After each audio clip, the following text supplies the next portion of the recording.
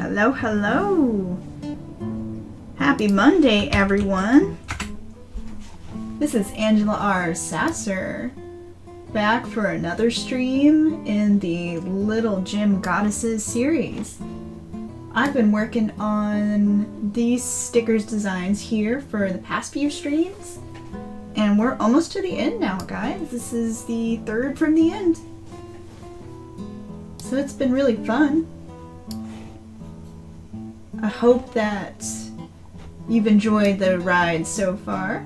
And for those who don't know me, I am a fantasy artist, mask maker, and writer. And you can see more of my stuff at angelasasser.com. And that site will take you to where you can pick your poison between all the different types of art that I do. But for today's stream, I am working on this gal right here, who is inspired by a birthstone series that I did. Been working on it for the past 3 years. And it has its own project page at gymgoddesses.angelicshades.com, and I'll put a link to that too, so you can enjoy browsing the galleries for yourself. There's a lot to see and explore with this birthstone series. I'm going to nab this one for reference, since this sticker design we're working on today was inspired by this fine art painting here that I did in the series. I wanted to make fun, cute sticker designs of them just because I like to chippify things. It's stress relieving, and also because my Patreon patrons, who have been with me since before the start of this series, unlocked a goal on my Patreon, and I wanted to give them stickers.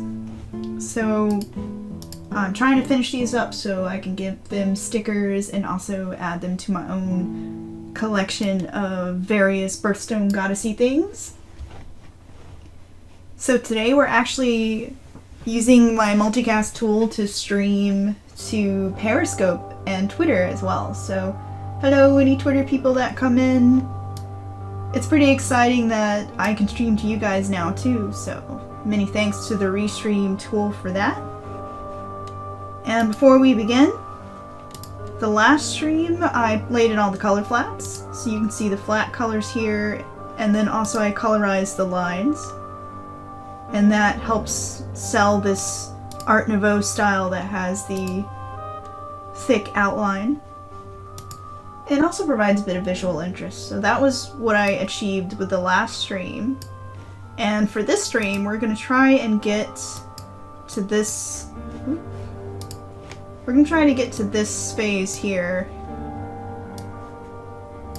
I'm using the Lady of August sticker design. She was for Pear Dots and Poppies, since she also has some glowing elements here with the lanterns, and I like how the shading and the glow worked together in this one. So we're going to try and replicate that formula for success with this piece, because October here has a lot of little glowy elements too. These petals in the background are meant to glow, as are the will-o'-the-wisps. So lots of fun glowy to play with today. So yes, we are going to start, but before I start, I want to do a little plugging. The same birthstone series, I'm currently kickstarting enamel pins. These are hard enamel pins, and as you can see, we're like 90% funded, so like just 300 more to go, and I'll be able to create these hard enamel pins for my summer goddesses. So that's June, July, and August designs right there. And today I even added this original here, which is the design that I drew for the Lady of July's pen and ink, and then I went back and gilded key parts of the picture with genuine gold leaf, because I can't resist. I like the shiny. So this one already sold this morning. Like, this one has been claimed, but the June goddess here has not been claimed. So if you want to help the project get funded and also collect this little ink drawing, you can still claim her in the rewards here on the page. I'll show you where that is real fast. Let's see. So if you scroll all the way down, you can see the preview of all the little rewards and the pins and whatnot. You can find her here. She's the Lady of June bundle. And then come next Monday, I'll be adding the Lady of August ink drawing to the rewards. So I need to come back and like upload a little soul cross out over this one. But this one, that comes with the ink drawing for June and a print and a pin is still available. So that's going well. Thanks to everyone who's already put in their support there. It means a lot that I get to be able to do these things without having to rely on any other kind of companies. I can just do it myself. It means a lot as a one-person biz. So yeah, let's now we can get started. Let me close some of these programs I had open.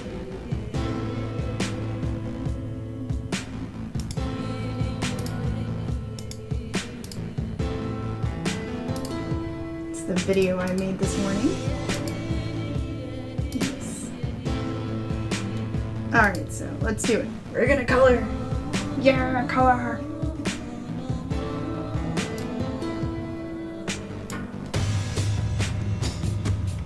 So we got our references up.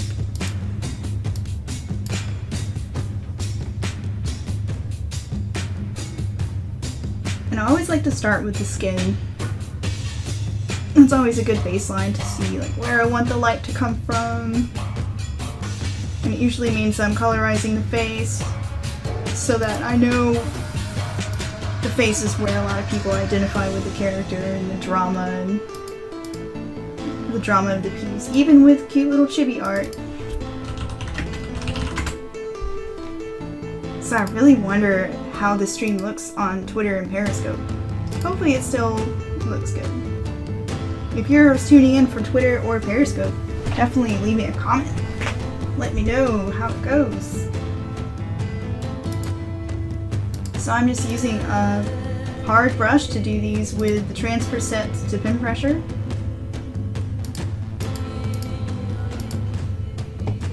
I'm just classic like that. I don't like to get too complicated with brushes, especially when I'm working in stylized formats like this.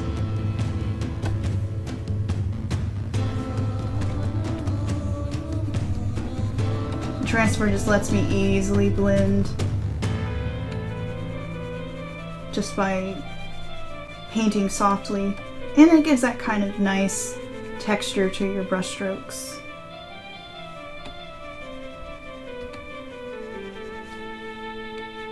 And I'm probably going to come back and soften these strokes a little bit, but right now I'm just laying in a general idea of where the cast shadows are. And I'm probably going to change the color temperature of this too. That's the glory of digital, is that we can sit here and edit that after the fact.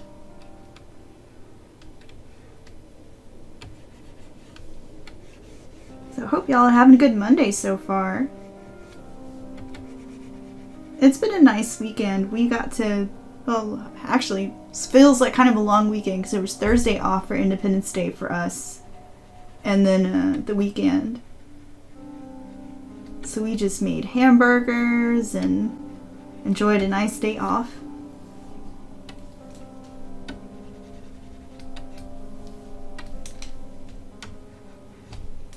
Which has been so busy with Kickstarter stuff happening and then my husband starting a new job, so we were both just like, relaxation is good. We just sat back and binged Stranger Things Season 3 this weekend. Which we really enjoyed. I thought it was the best season yet. Which I'm surprised a lot of people are like, it was, you know, not dangerous enough or not enough peril or anything like that. I felt more danger for the characters this season than anything. And there's a lot of themes of growing up and people having to move on from childish things. So that always hits a mark. That always hits a sore spot. So I enjoyed it. I had the feels for it. I won't spoil any more because you guys should definitely go watch it, but yeah. Stranger Things was good.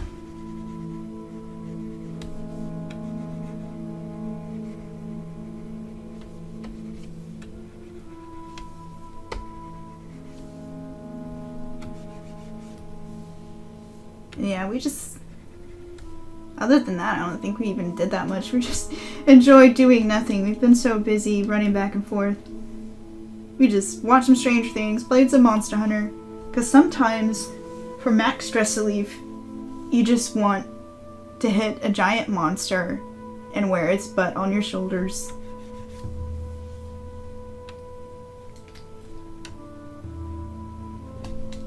And that's why I like Monster Hunter, because it's complicated, but then it's not at the same time. It's like, there's a monster. What do? You go and hunt it. And you make stronger stuff and pat yourself on the back for eventually defeating the monster after running around looking like a fool because you didn't know how to fight it the first time you beat it, or the first time you fought it.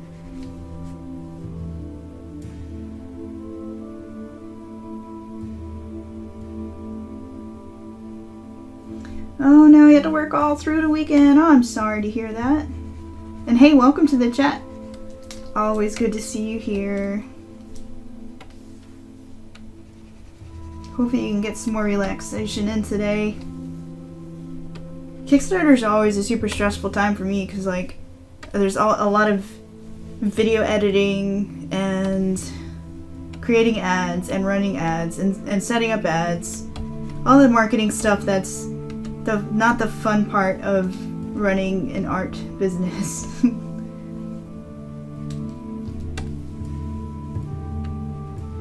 That was nice of you to help Tiff out with that. Let's see, I'm gonna play with the color temperature. I always seem to go more in the purple shadow for these gals. Probably because the skin tones themselves are more on the warm, yellowy side. So the slight complementary color there helps that resonate better than just leaving it a stark brown or a grayish brown, which makes skin look muddy. And you only have so many tones to work with when you're doing a stylized piece like this, where you're not going to sit here and go crazy with too many levels of detail.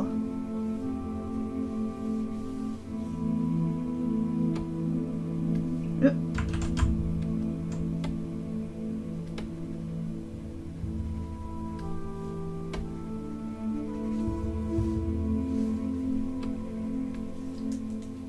But yes, hope you can relax with the stream today. Maybe you can draw with me, or if you're just like chilling out, that's cool too.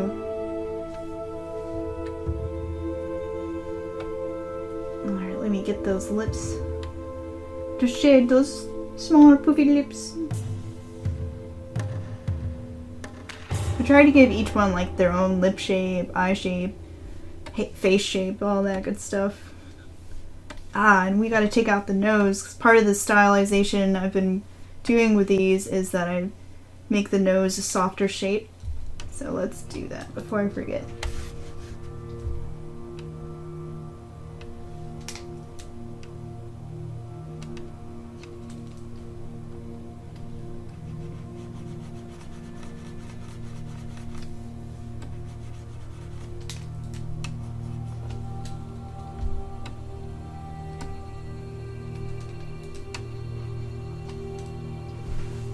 So we're just gonna mask out the nose so I don't have to erase the lines.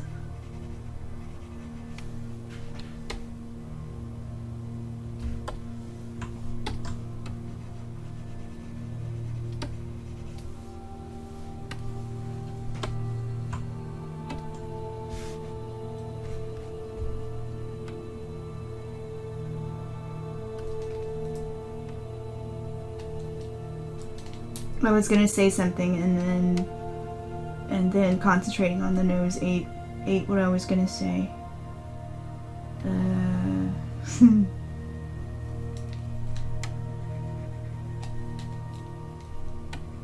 Oh, I beat Thronebreaker, which is that card game I've been raving about, like card game RPG based in the Witcher world, and like I can safely say that was one of the best RPGs I've ever played. I was very surprised because I'm like, I'm just gonna buy this because whatever, I need a simple game to play that's not open world, and it actually ended up being pretty cool. Soundtrack's gorgeous, the characters are awesome, and if you're not into card games, I still think you could still enjoy it because the story is like woven into the card battles and stuff, and you can put it on easy. So if you just want to skip a hard battle because you can't figure it out, you can just hit X and it'll let you skip it. So that's nice. So you can just go through the storyline part if you wanted to. But the card battles actually are kind of fun once you get used to them.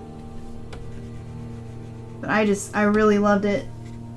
I'm spreading the word because not enough people were talking about this game. I might have to do fan art of the queen who's the main character because she's like super badass. And even if you make a choice that doesn't seem like a right choice, she's still really badass about it. I don't know, the writing is so good that even when you make a choice that feels like it should be wrong, they manage to salvage it into but Maeve is still a badass at the end of the day.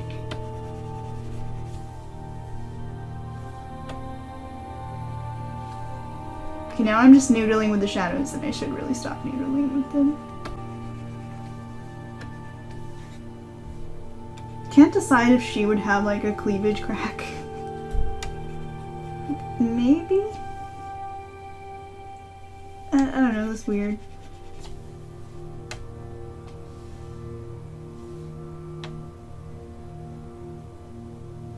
Although the way the boob here is, the line there is a little strange, so I'm gonna fix that. I've been staring at it since I started coloring. I'm like, I don't know if I like the line where it is. It's a little too high up.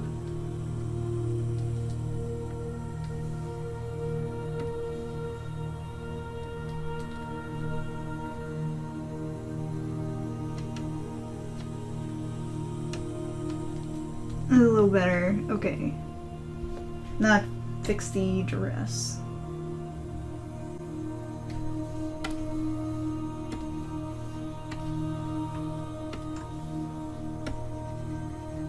There we go, okay. I can move on now.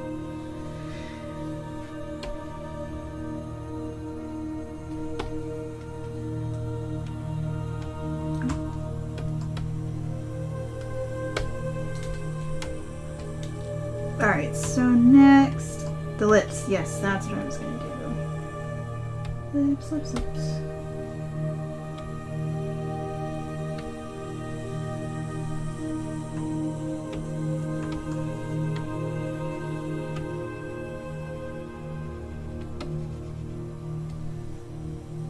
Oh, you know, I forgot to make a separate layer. Each one must have its own shadow layer. Then if I have to change it, it's not too hard.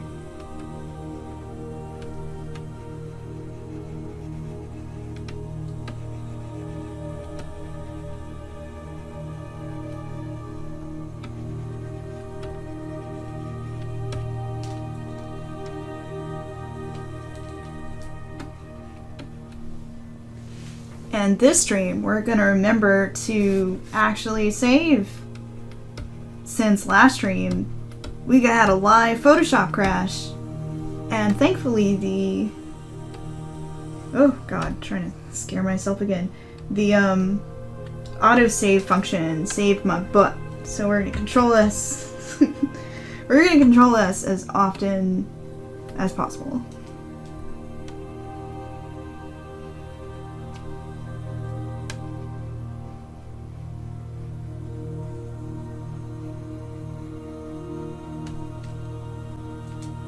So now that we're done with Stranger Things, it is time to get back to Good Omens, which I've really been enjoying. It's so tongue-in-cheek.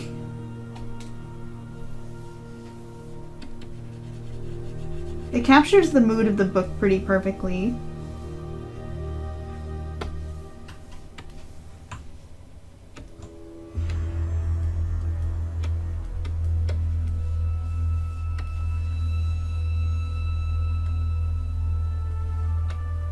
I see some little areas where I missed colorizing the black of the line, so let's get those before I forget.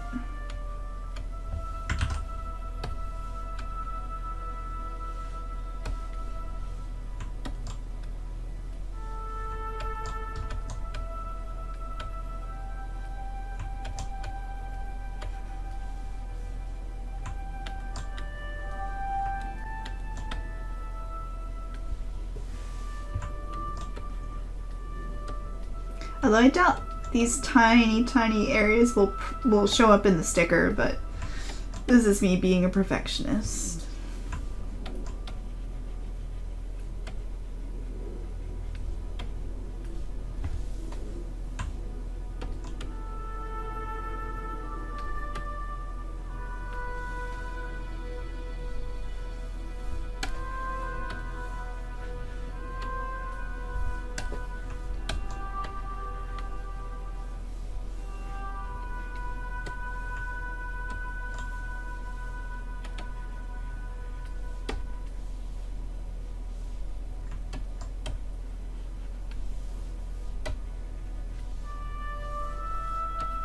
Trying to think what other fun things happened, but it's been kind of boring otherwise.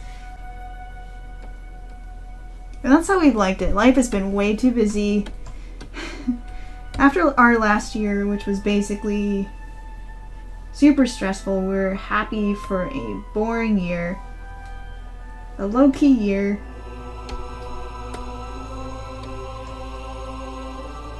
The biggest concern right now for me is just packing up to move soon, hopefully, soonish. But also Dragon Con coming up in September, early September, like Labor Day weekend.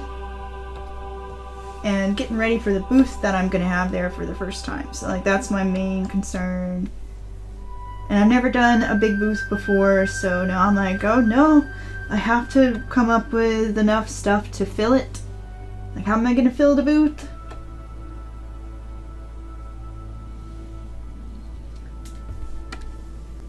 And how much do I need to sell to cover the cost of a booth?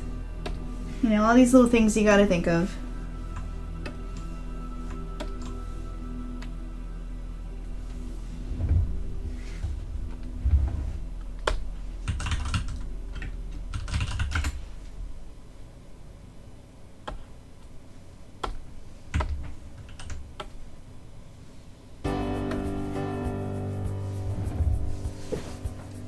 I'm excited also because I want to try out some new things, like, let's see, I guess this would be in shadow, and I need to bring transfer back.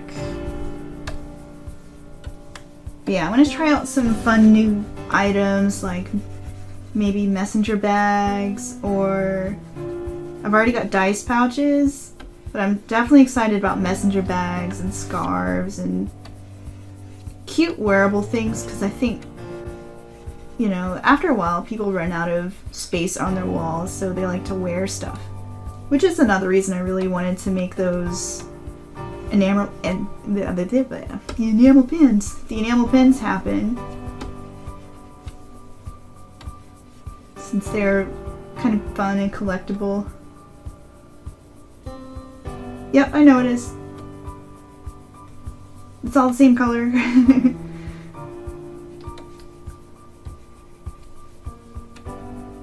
That's why I grouped them, so I could do shading on top of all of it.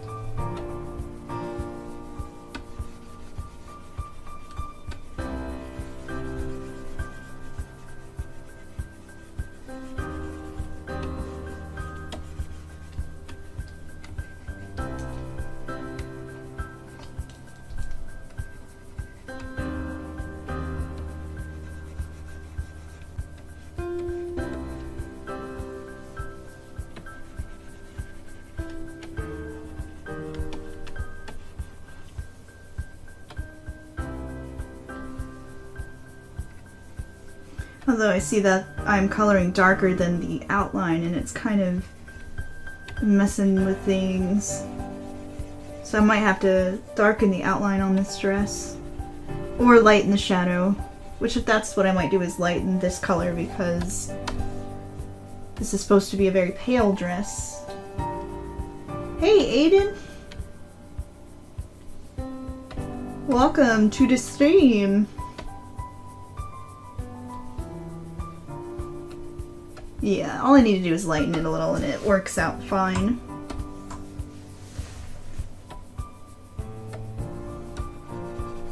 Hey man, you working right now? Always nice to see you in the stream.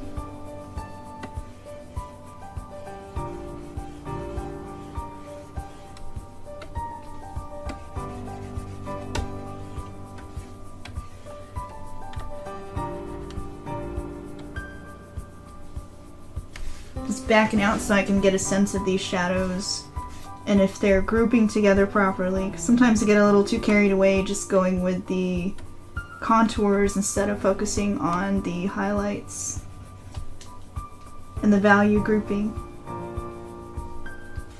Value grouping is very important, even on fun little sketches like this. And that is basically your areas of dark and light and how they make your picture more readable.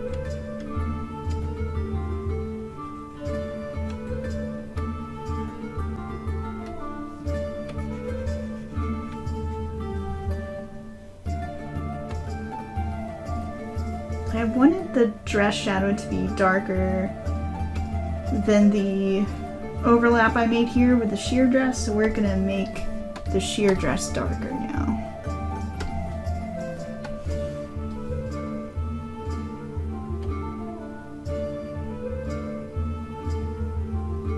Or maybe lighter, let's see.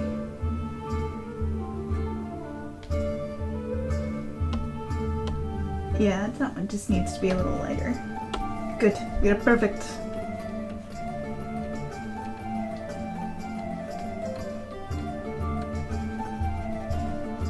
I can't wait to do the glowy effects. I'm saving them for last. It's how you reward yourself for getting to the end of a piece. Plus, I think leaving the glowy effects for last will let me see better where I need more contrast in a piece.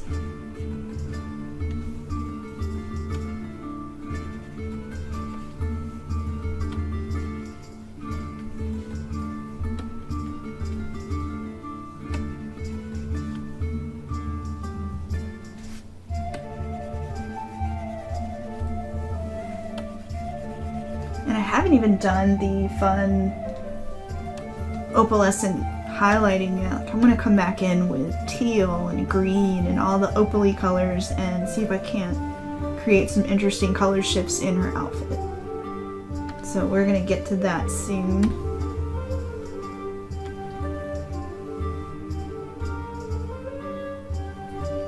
Even though I quite like it as it is. But this is opal. We gotta be like crazy with these colors.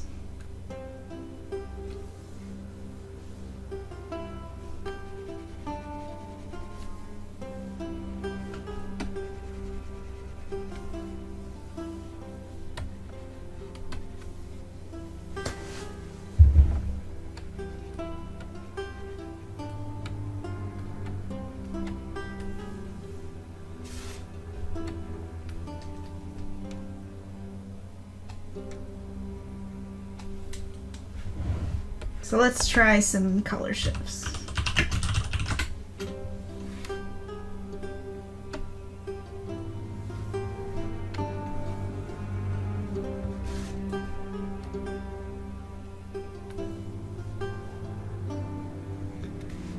Hey Ray! Hey, I'm getting a full chat today. How fun!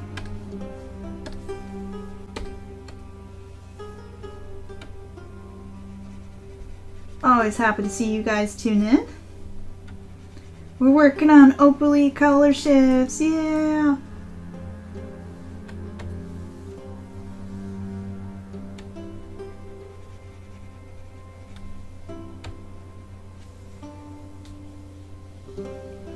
But I still haven't decided where I want the teal to show up.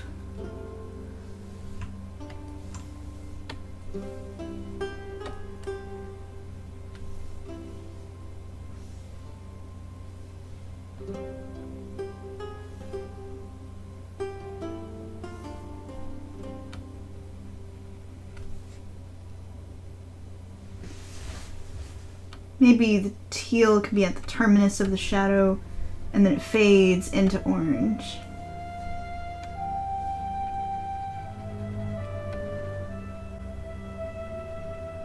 Yeah, that works for me.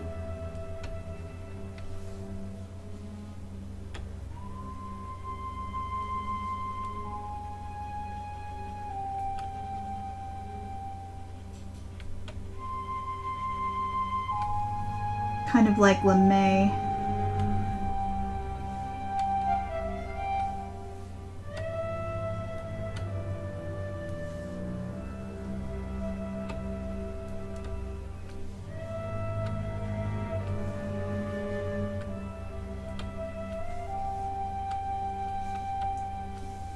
So what's everybody working on today?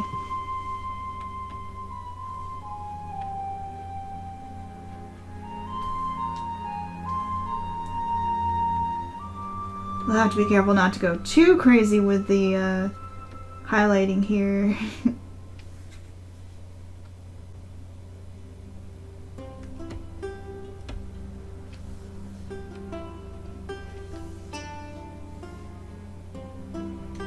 Oh my gosh, that's right, you were on the last chapter. That's so awesome. I can't wait to read. I will probably binge read as I usually do.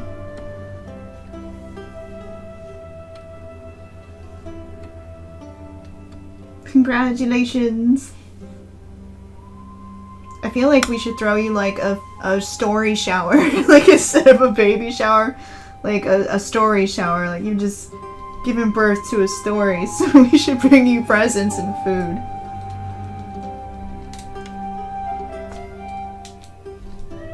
Like that's how things work in the private author industry, right? Like they hold story showers.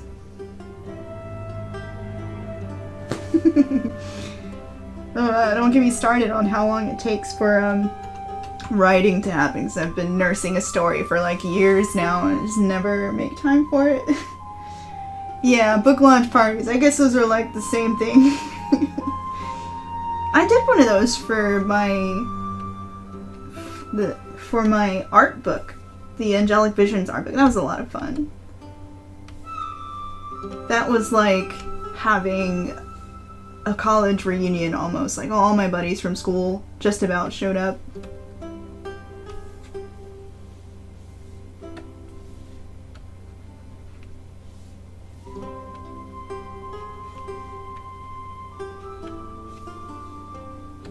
That was fun. I really want to do that again.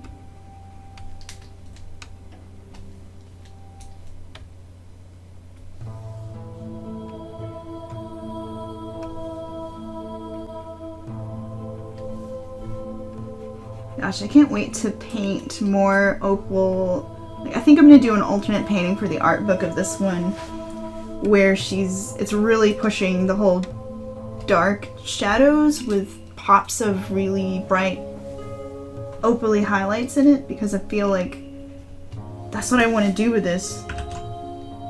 But it's really hard to do that in this style because everything's so well lit. And it needs to be so these stickers can be readable.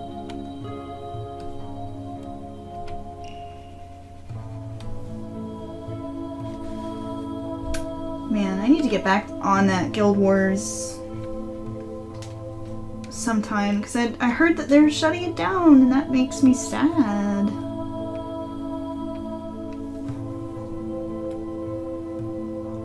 Well, I wonder if they're gonna leave open like some of the servers? Yeah, check it out. I swear I read something that said ArenaNet was finally shutting it down because they just weren't making profits anymore from it. Which I'm not surprised to hear, because they give away so much. Like, the quality of that game is so good for being a free game.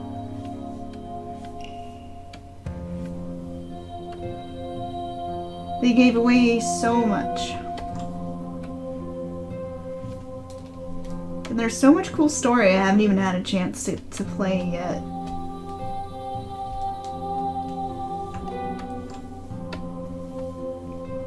Yeah, sorry to break that bad news to you.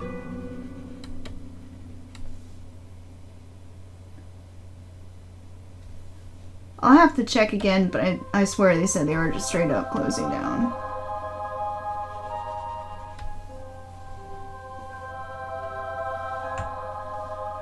So it might not be happening soon, but I think they were announcing plans to kind of like wrap it all up.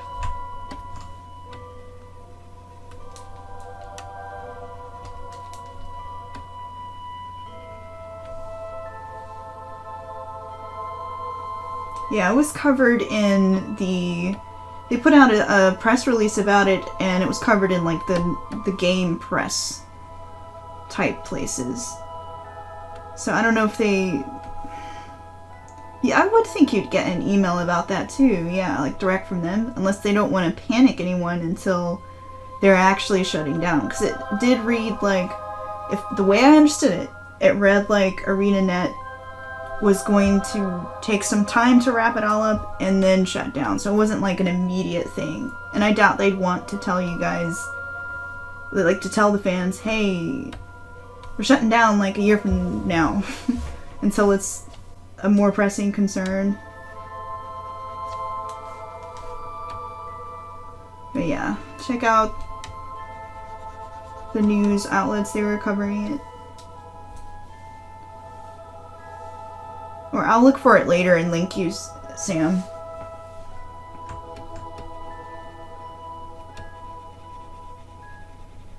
Because maybe it was just we have had a lot of layoffs and we are in danger of shutting down and not we are shutting down. You never can tell with some of these articles where they kind of have an alarmist tone to them. And I really hope it's not. Because I'd eventually like to come back to that one and finish. I never even finished the main story from the first campaign because I just kept getting stuck. And then by the time I came back to it, like nobody was playing.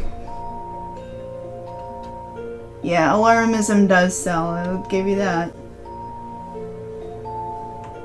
I don't like how these highlights look down here.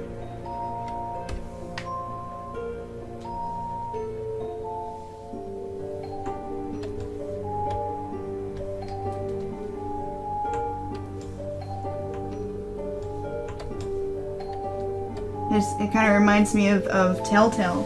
They just shut their doors one day and it was like, I knew they were having problems. But I don't even think I got too many email updates as a customer because I've bought their games many times. I don't really think they even warned us about that one. They were just like, alright, we kicked all the employees out and we're done. We're done now. Bye. That made me so sad because I love choose your own adventure style games. And those were games I could get through in a weekend and not have to take a long time to get through.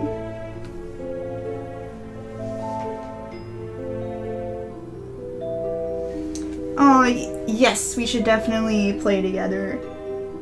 I have to figure out, like, once I figure out like when I'm actually gonna hop onto that one, I will definitely let you know. Because that's pretty much it. I'm in the final dungeon, I think. I can't even remember. I know I'm pretty far, and I'm at essentially the end of the plot, and there's something... I can't even remember. Parts of a dragon that are floating about, doing bad things. For fear of spoilers, I won't go in any deeper than that.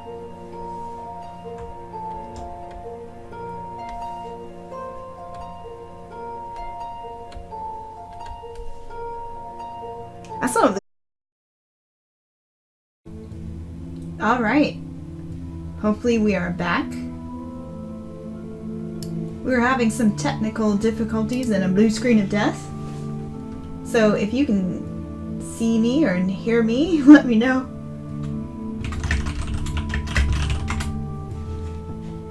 That was very strange. I think my poor old computer is just desperately in need of an upgrade right now. I've been using the same build for a few years now. You pretty much future-proofed it. Oh, excuse me. It's in need of some memory upgrades, but it should be able to handle everything, so I'm just going to chalk that one up to OBS weirdness, because it seemed like Streamlabs would crash and then everything else would crash. But the important part is we saved the art, so let's try this again. It's probably going to be like a bunch of crazy auto-uploaded videos on YouTube that I'm going to have to delete, but it is a small price to pay for it actually working now. I'm just happy it works. So where were we? Coloring color shifts. That's what we were doing. And talking about Guild Wars.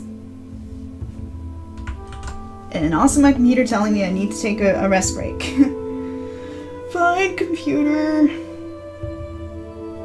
I'll listen to you because I just want you to not crash anymore.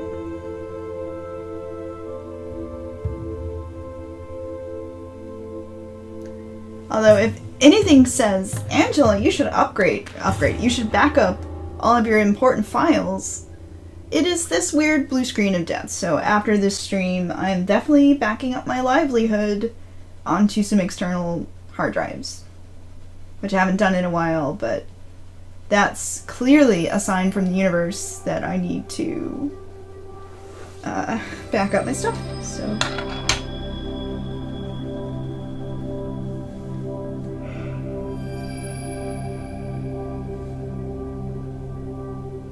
how many heart attacks can this computer give me in 2 streams? Because it crashed Photoshop last stream too. I think it's just finally had enough of my shit. It's like stop opening like 20 tabs and Pinteresting all the time. Sick of it, Angela.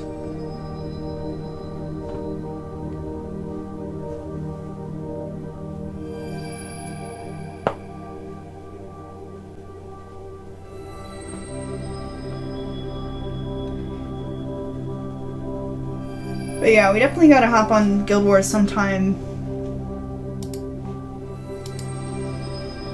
But I find the combat kind of scares me away from it. Like, the combat is so fast-paced. And I'm just like, I'm stabbing a thing! I'm on backflip! Okay, the fight's over. I think that's actually why I sort of moved over to Warframe, and then no, Warframe's pretty chaotic too, I can't even lie. But like Final Fantasy 14, we can happen to be able to afford it because the combat's a little more slower and methodical.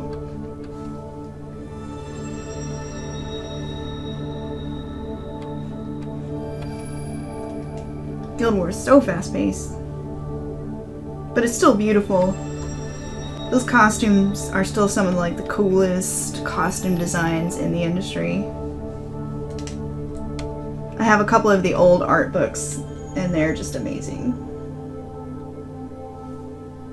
Yeah, man, I remember seeing the dragon fights. Like, I never got far enough for them, but my husband did, and I used to just sit back and watch all the crazy dragon fights. And his screen would just lag out, and we wouldn't know what the heck was going on. But it was epic.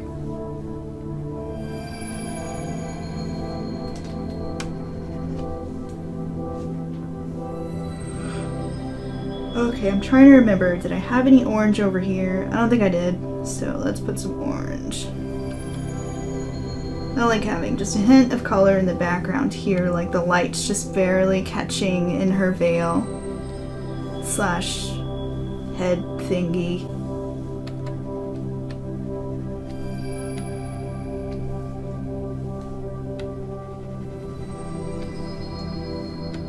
And I should probably leave it alone and move on so I don't get too carried away with all of these color shifts.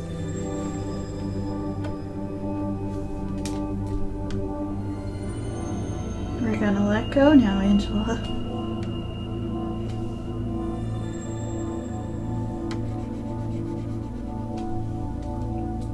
I can always add some more later if I look at this and go, she needs a bit more orange here and there.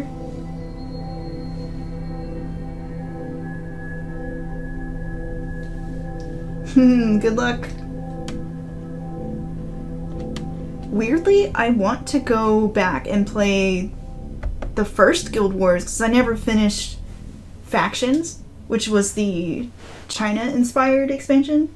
And I never finished Nightfall either, which was like the Middle Eastern inspired expansion. And they both had such cool art and stuff.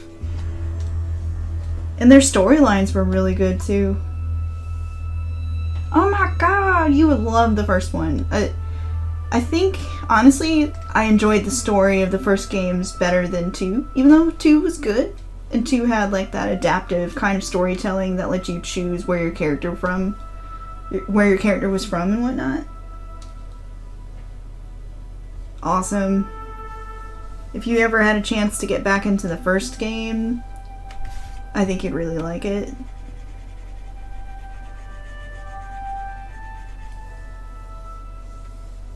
Factions was freaking hard, and I got lost all the time because I have no sense of direction.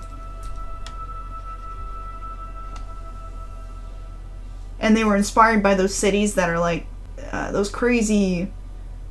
I think they were in China where they were built on top of each other.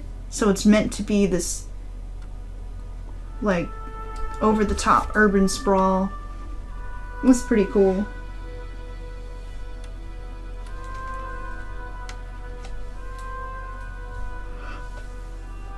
Alright, color shifts. We'll move on for now and then come back to them.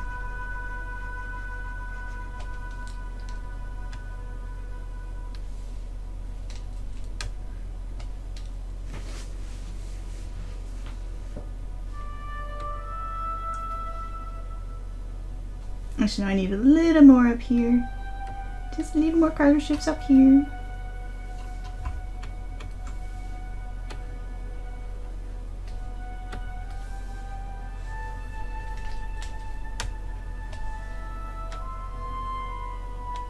Yay, now she looks opally.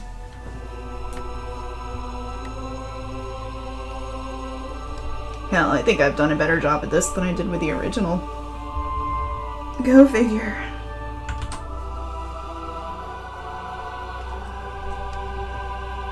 That's the only thing about drawing these gals again in different forms. Then I have regrets about things I would have changed in the original paintings. Alright, so let's do this headdress.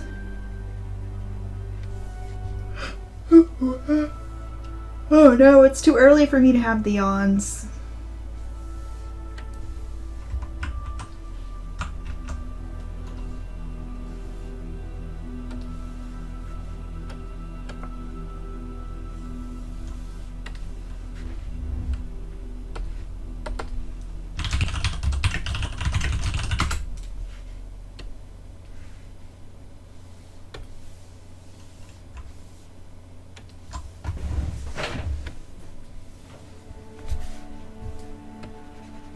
So randomly,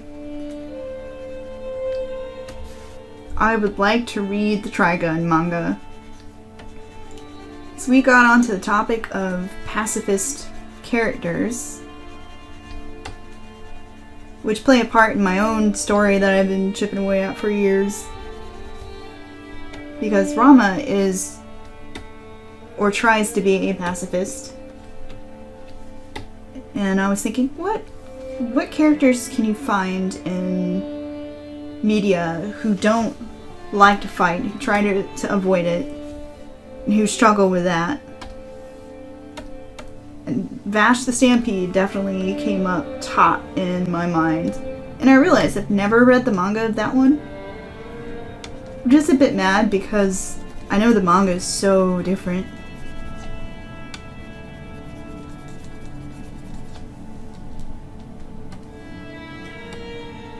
And he was one of my favorites back in the day, like classic era of anime. when I was first getting into it. I really got into Vash the Stampede. His series was the first I ever bought. Like, the first anime collection I ever bought was Trigun. So I've just been thinking about it a lot lately and wanting to get back into that. And again, it's probably because of more revelations I'm having thanks to that book on writing.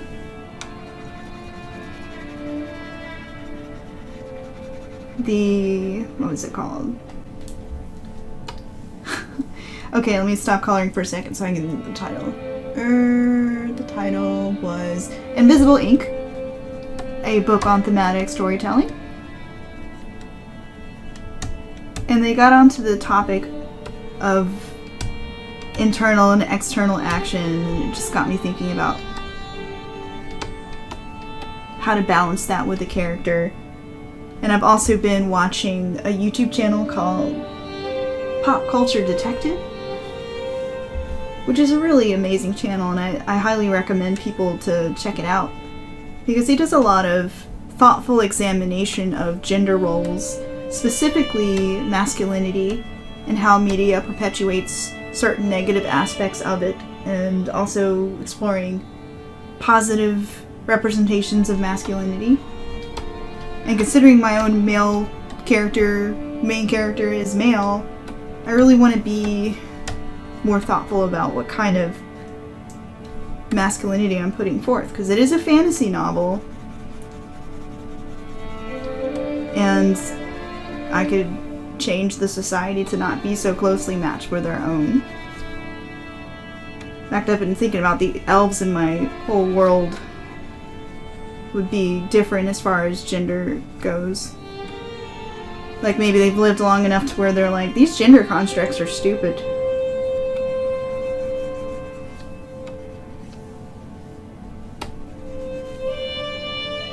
So that's just a host of random things that's been on my mind this weekend while I've been forever pondering fantasy stories and characters and things.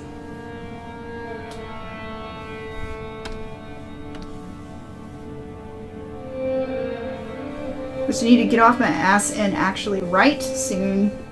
I am totally blowing this Camp NaNoWriMo. But at the same time, I've been every day shouting at the top of my lungs about Kickstarter, so I think I'm just out of energy. At the end of the day, I'm like, ugh. Just wanna go beat up some monsters. And not think with brain.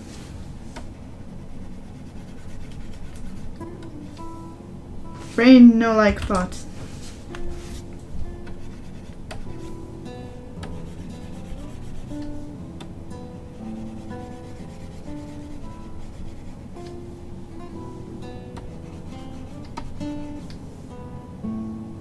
So if you guys have tips for coming up with the brain energy to write after you just had really creatively intense days, or just days where you're using up a lot of energy, I'd really like to push through this block where I just can't seem to take the time at the end of the day to write.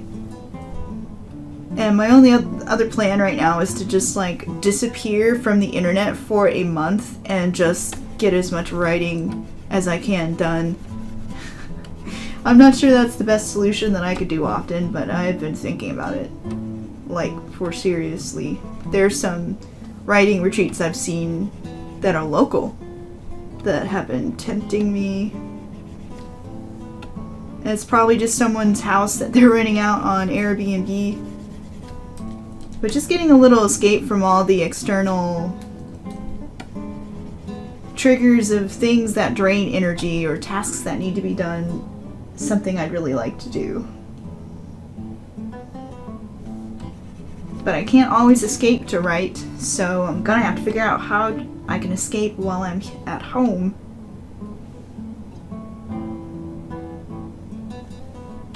Or is it just impossible to do these things when I have a big project going on at work, since my work takes a lot of creative energy?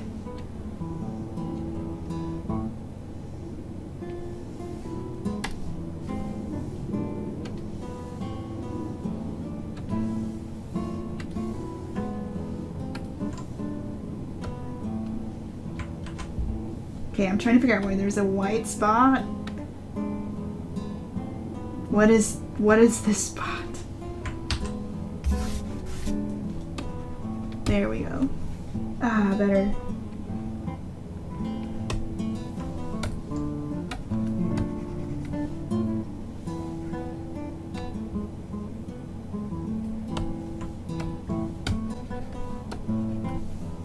Okay. And now we get to paint these eyes.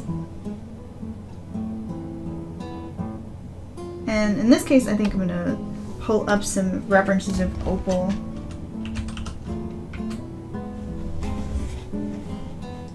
And hopefully not get trapped in a rabbit hole of cool opal things, because there's so many cool opal stones out there. Just look at them, they're so awesome. So many flashes. Ooh. Opals of the world. We're gonna save that for later because I like to remember these names. That one looks cool. See, I always thought that was like petrified tree.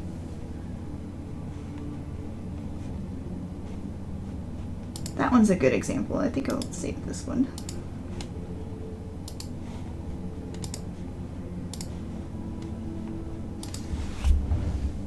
Hey, Sunny. Always good to see you in the stream.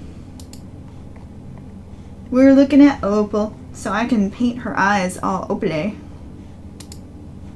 Ooh, that one pretty too. So I think the trick with this is going to be, doing a very desaturated base tone, and then coming back with hard edged highlights to get the effect of flashes in it. Oh, that one's nice too. There's so many choices. They're all pretty. I think that one's super pretty too. I just want them all. I just want to put them in a shiny box and hug them and handle them and then put them away.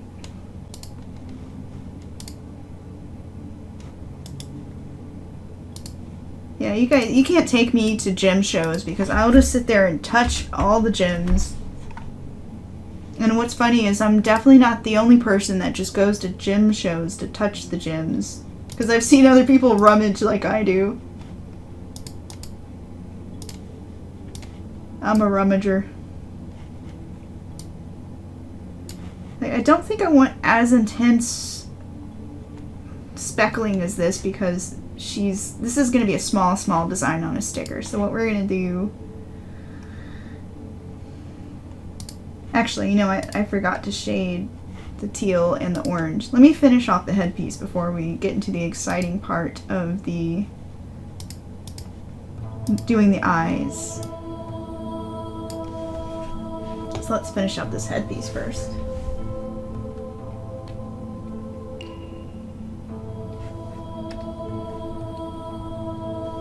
Lucky you, Sandy, you missed the exciting part of the stream where my computer blue screened to death twice and then went sad face and died.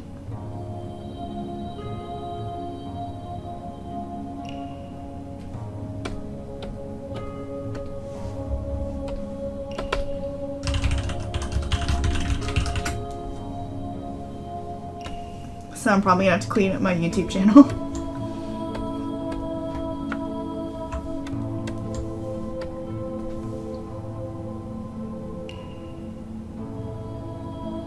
Oh no, did you slip and fall during class?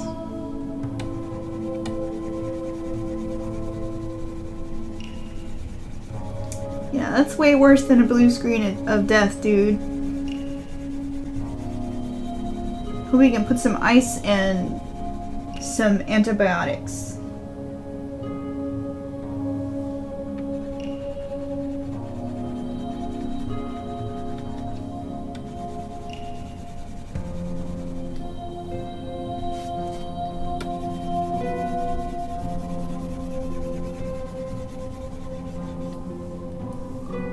Now let's see if I can smudge without my computer dying.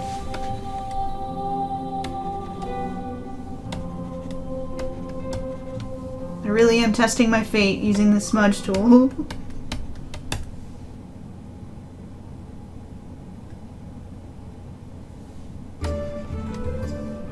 Well, I'm glad he didn't break anything at least. That sounds crappy.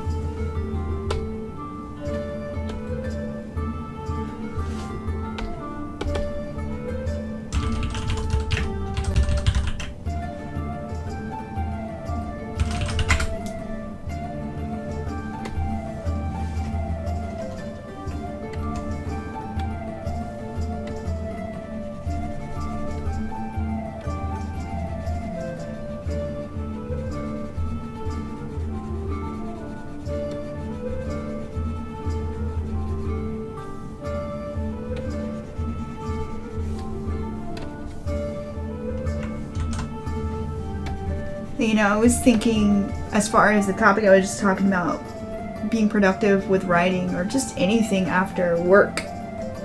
That Pomodoro timer has actually been really helpful for me.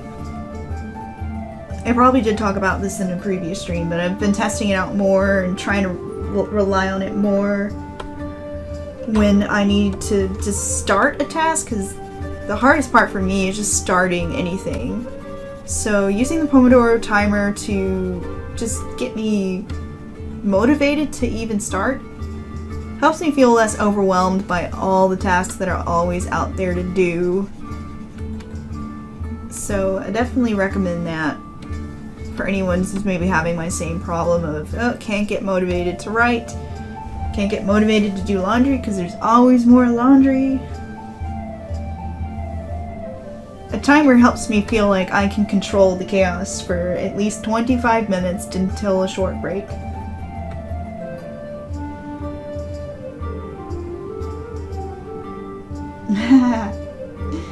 Yes, I talk about things like this all the time on the Discord for my Patreon, folks. If anyone wants to come and join us there, all it takes is just $1 on my Patreon. I like to share little tips and resources and things like that. Every now and again I try to host.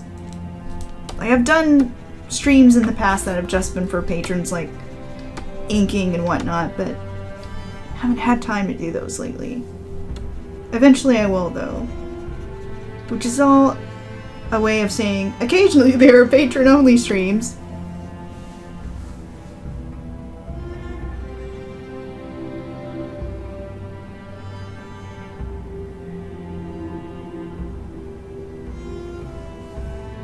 No, not the Dr. Pepper. And also getting sticky stuff out of your bed, that's no good.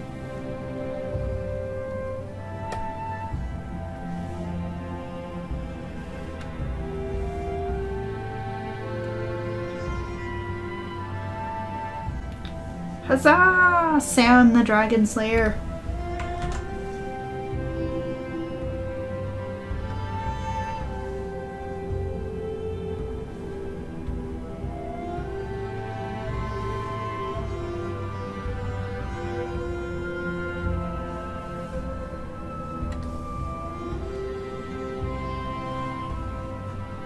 Yay! Glad there's more Vash fans in the chat. Nicholas was pretty awesome too. Nicholas D. Wolfwood.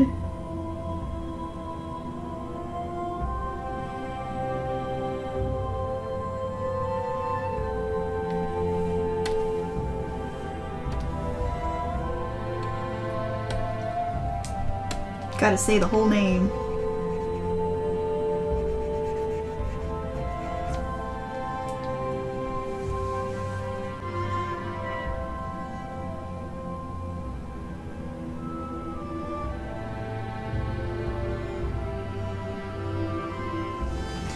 Yeah. Sani, I was talking earlier, I really want to read the manga, which I've learned is available on Dark Horse.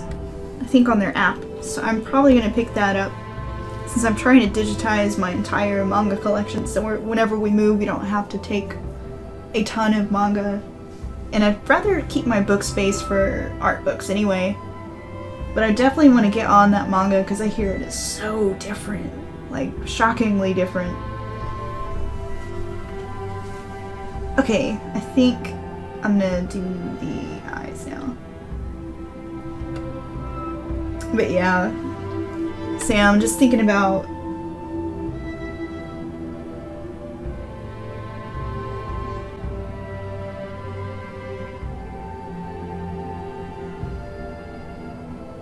that's an interesting way to reinforce how character behavior is standard or not, to use the religious system that might be in place in that world.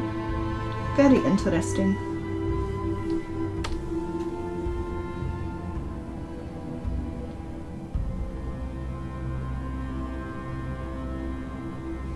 Yeah, I definitely, again, just have to plug that YouTube channel because it's interesting that I'm more familiar with the tropes that are in media regarding women, but less so with the specifics of masculinity and how that is regarded in media. Like, I didn't even know the names of most of the tropes, and I think even the YouTube, the person who made the channel had to name them himself. So there's a lot of names that he's like, there's not a name for this yet, so I have to create one.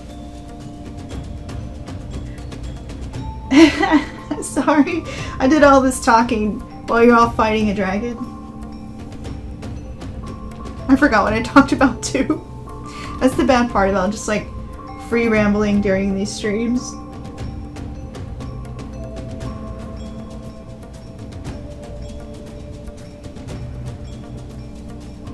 Oh, hey Sunny, how's your Camp Nano project going?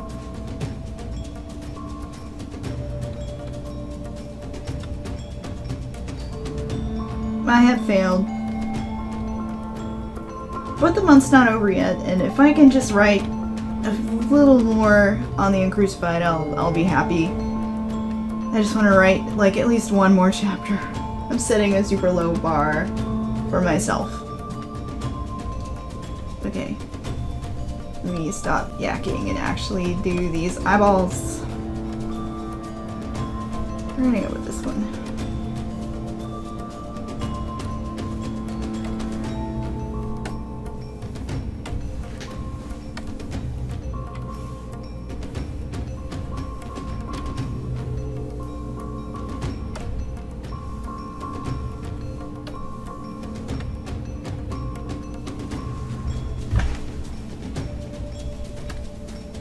Are you hitting your word count? What was your goal? Word count or time?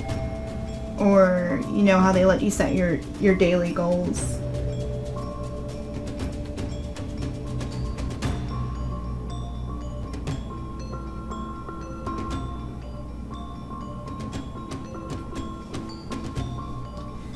Awesome, that's not too bad. Everybody's making progress. It's always so inspiring to me.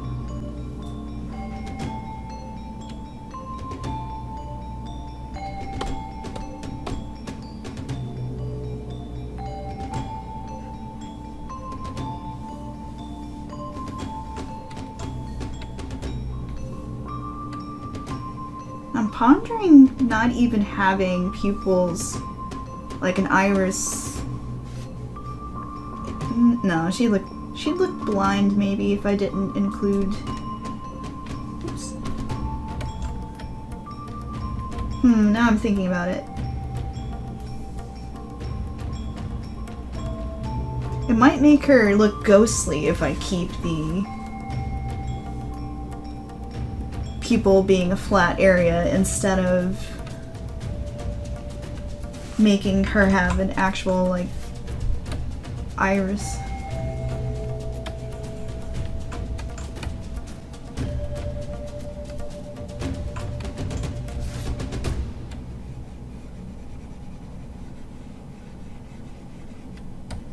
And I like the idea of this lady being much more otherworldly.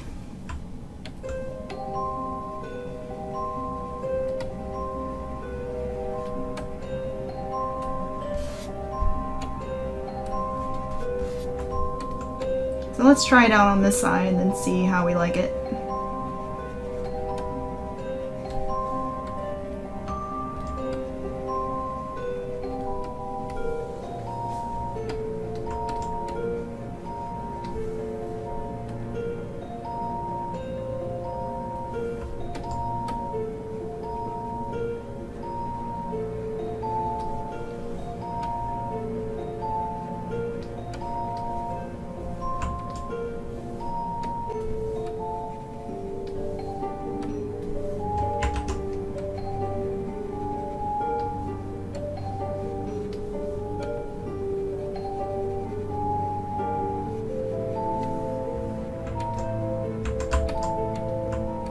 And I'll probably be quiet a little bit while Brain is computing whether I like this shading or not.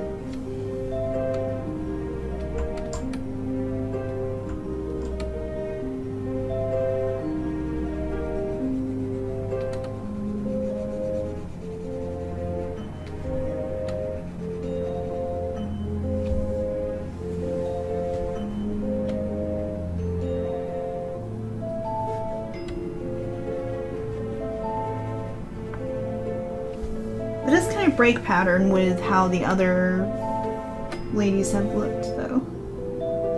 But let's add the sparkly bits in it and see what happens.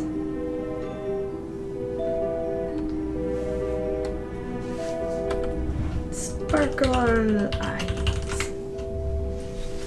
You know, my husband's playing Shadowbringers, but I am still way back trying to get through the patch stuff from between Realm Reborn and Heaven's Word. So I'm so behind. And I've just been trying to finish up all my single player stuff because as I know, as soon as I start playing Final Fantasy again, I'm going to not play anything else. Yeah, I'm super behind. And I refuse to buy the skip ahead stuff because I actually do want to play the story and experience it, because I hear Heaven's Word is especially good.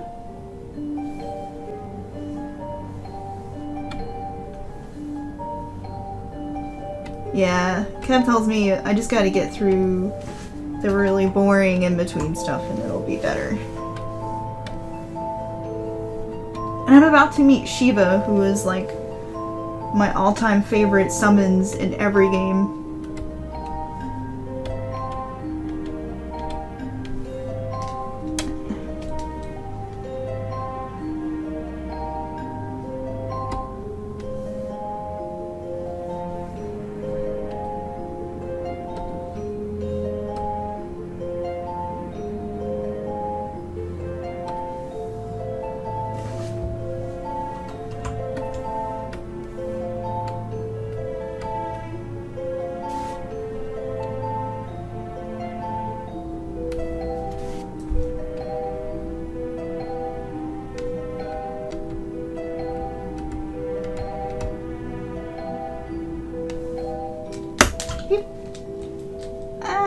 I'm not sure I like this, like, irisless look.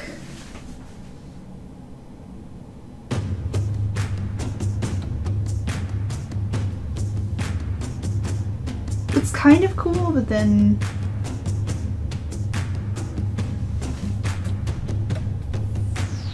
Let's see here. Try one last thing. Thanks, honey. I know eventually I'll get through it. And let's see if adding some white highlight brings it all together.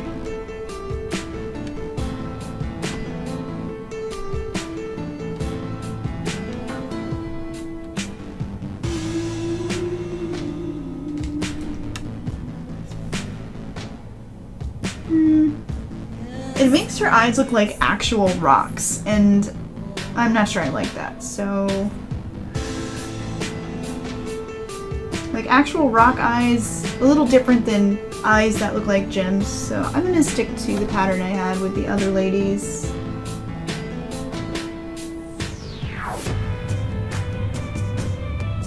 Oh no, I was about to say, did it crash again? I like the idea of her eyes being like the other ladies. Instead of kind of like a flat gem. So let's bring back that iris, shall we?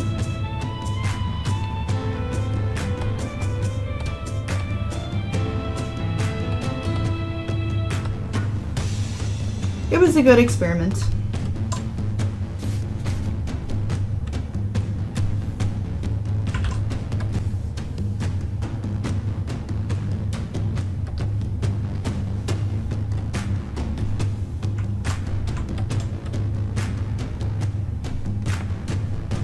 Yeah, prosthetic eyes, no. This picture is that big, 7200 by 600. So the reason you're seeing artifacting is because I was actually meaning for it to be artifacted. You also may be getting, like, I was trying to simulate this kind of texture in the opal. And you also may be getting some, let me close up to it so you can see it. It's just kind of dry brush texture in there. Oop, hold on. There you go. Sort of dry brush texture in there to simulate the texture in an opal. And you also may be getting some compression from the stream.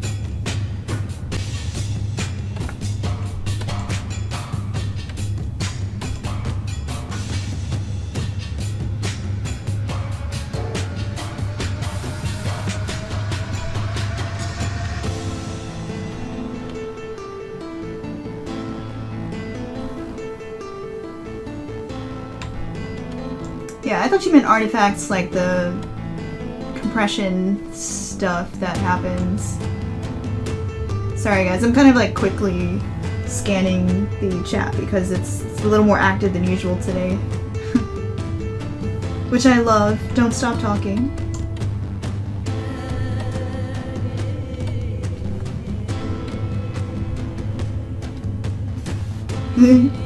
Julie has catnip eyes right now though.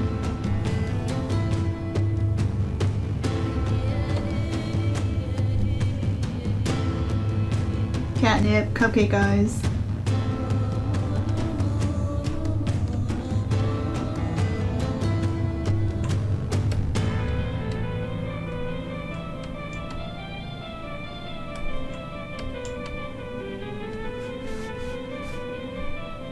Oh, I found the best thing. Darn, I don't think I can show you guys my Twitter bookmarks on a browser. Alas, they're only on my phone. So after I get done with the stream, I'll have to link to the catnip eyes I found because it's so hilarious. It's this Persian kitty who has the biggest eyes, and they show them shifting from like big to small, and it's so funny.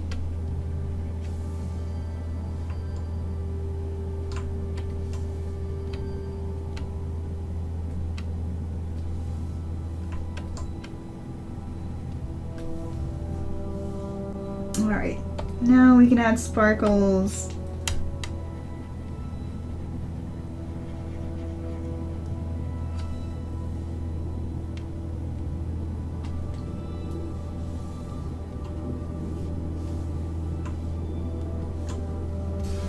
Yeah, I like this a lot better, and it looks more like she's got some aberrant highlighting in her, like aberrant magical pupils rather than my eyes are made of stones and I will haunt your soul at night.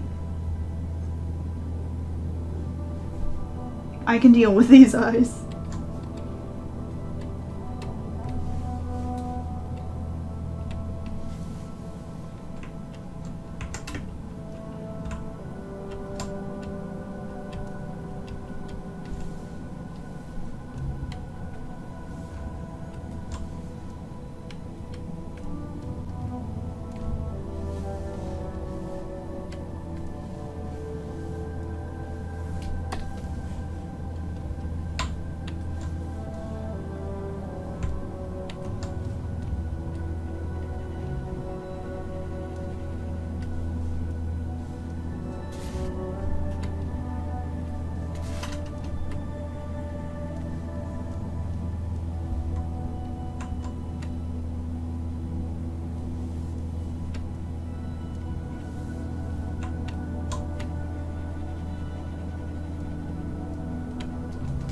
Oh, speaking of haunting your soul at night. Oh no, I was on the wrong layer. Crap. Oh well. But speaking of haunting your soul at night, I discovered a horror movie on Netflix that I totally want to watch. Because I never really see horror movies about golems. And that's such a fascinating piece of folklore. And golems, for those that don't know what they are, they're like soldiers made of clay. They're like statues made of clay that are reanimated in a Jewish folklore. They're reanimated by putting the names of God onto a paper and then placing that in its mouth. Something I learned from Gargoyles, one of my favorite shows, which was inspired by the real-world mythology. That show taught me so much. But yes, someone made a horror movie inspired by a golem, where there's a plague happening in this medieval village, and also there's, I suppose, an invasion of some sort. I wasn't really clear on that. There's people threatening the village. And so one of the ladies in the village is like, I'm going to save us all by creating a golem. And of course, stuff goes bad, as you do when you create scary golem children. But I just never see that covered in horror movies, so I'm like, that's not a folklore I ever see tapped for horror movies, so I'm kind of excited to watch it at some point.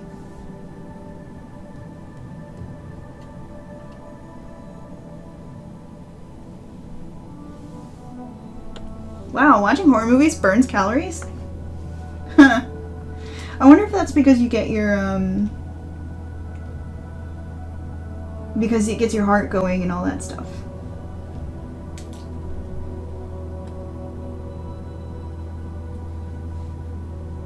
But then I only like to watch, like, certain kinds, so I'm not big into grotesque horror.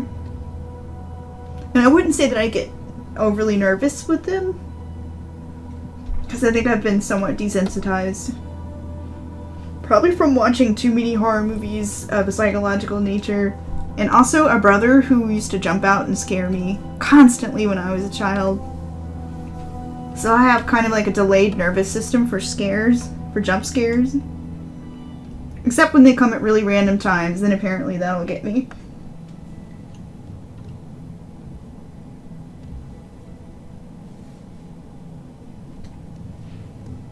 I don't know if 200 calories is a night's sleep or not, because I swear, you know when you go on the treadmills and they tell you how many calories you burn? I'll sit there and do a whole 30-minute session and they'll be like, you burned like 190 calories. And I'm like, no, you lie, machine. All this effort is not just for 200 calories.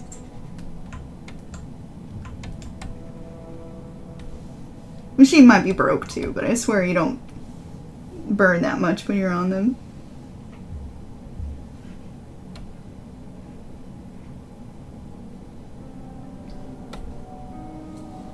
Sparkly eyes.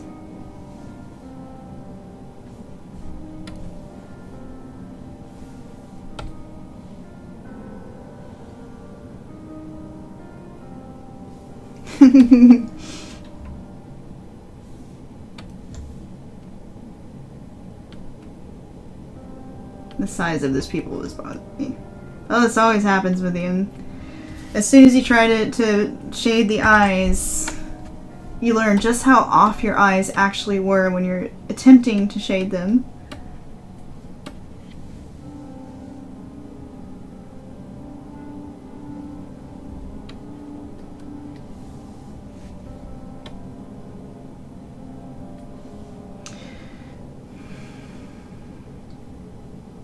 Okay, I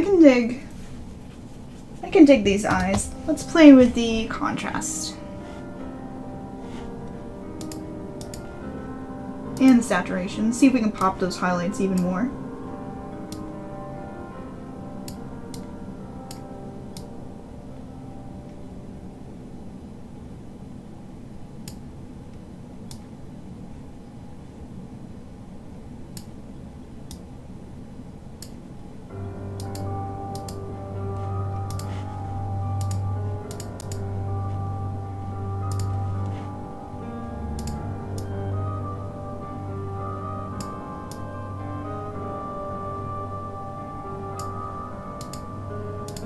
No, I like them how they are.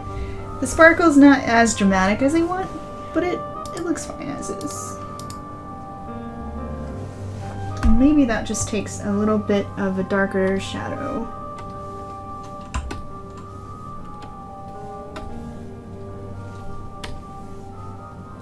Let's see if we can add a really soft shadow in here. That way they pop on the one side.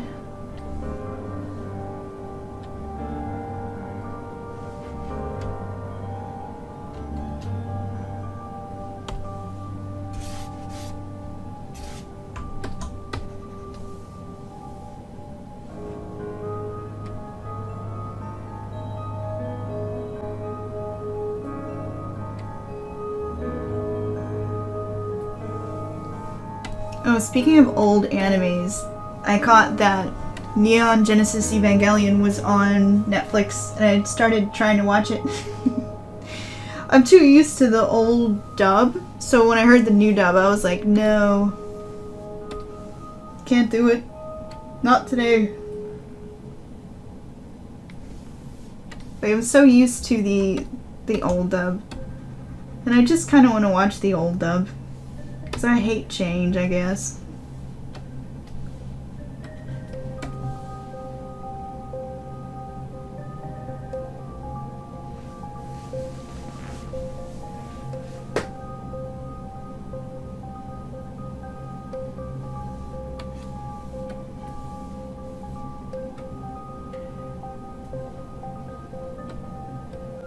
Although I am glad that more people will experience Evangelion, even if it is a dub that I'm not like I'd rather watch the old dub. Getting new fans in is always nice. Oh, come on, Sammy. I used to be pretty purist about dubs too, but then I realized I'm lazy, and dubs have gotten so much better. Like, I actually prefer a dub like Black Lagoon, because you've got characters who have Russian accents and African accents and different accents that it's harder to tell if you're not a native Japanese speaker and how these accents sound. So like for that one, for example, they did a good job casting people who do put on a good performance and also have the actual accents that the characters are meant to have. So dubs aren't so bad anymore. They used to be though. My god. Kenshin was awful. I tried to watch Kenshin again and I'm like, how did I survive this dub? Oh, I see, yeah. Sometimes it's harder to get those quality dubs outside of the main dubs.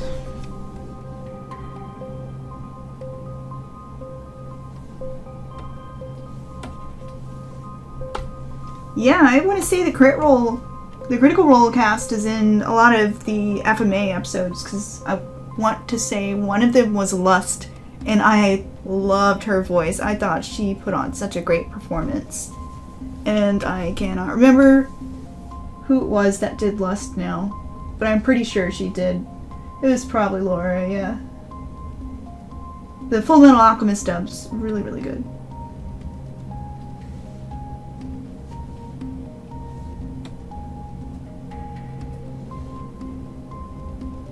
Hey, the eyes are still bothering me. Ugh. Why are the eyes bothering me? I'm trying to figure it out. Maybe I just need to bring the eyelash down so there's not a tangent between her pupil, like the top of her pupil and her eyes, which makes her look like she's doing an open wide expression when she's not meant to. She's supposed to be looking down and have her eyes sort of half lidded that way, instead of kind of catnip eyes, so.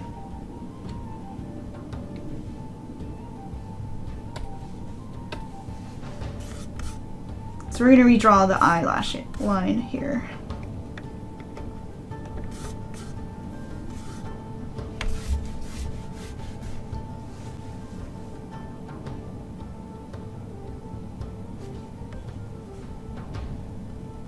I'd say it is actually more work to read sometimes when you're trying to absorb what's on the screen, like the action that's actually happening, and also read. So for me, I think that's another reason I prefer dub these days. Sometimes I don't want to read, I just want to enjoy the story.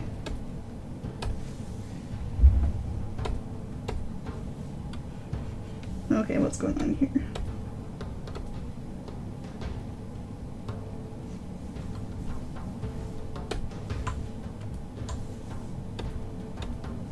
But that sucks that it's harder to get dubs there.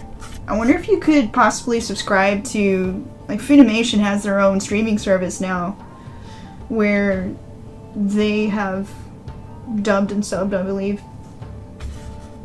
And they have everything. Funimation has all the things.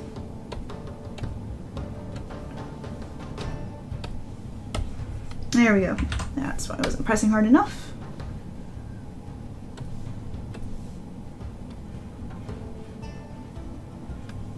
And I think I've masked out this part of the eye. Yep, I did.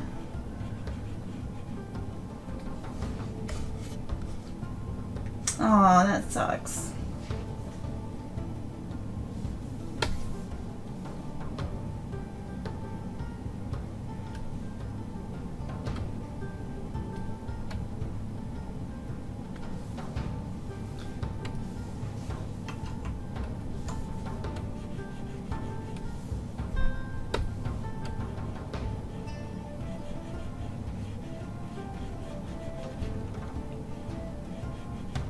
Trigun had a pretty awesome dub too. I really loved Vash the Stampede's voice actor. And he also did the guy from Ichigo from Bleach. He just has a really cool voice.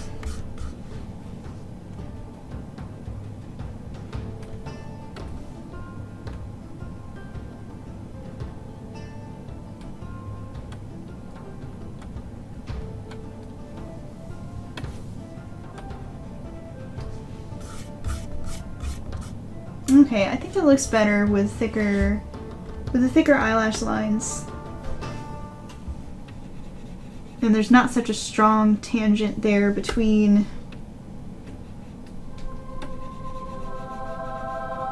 the top of the pupil and... There we go. Alexa is better.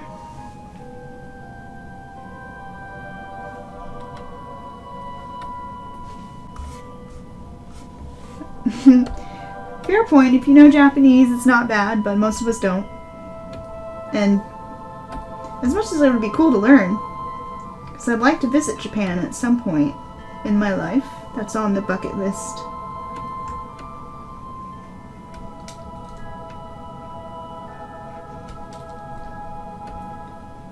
I actually learned a fair bit just watching the international channel.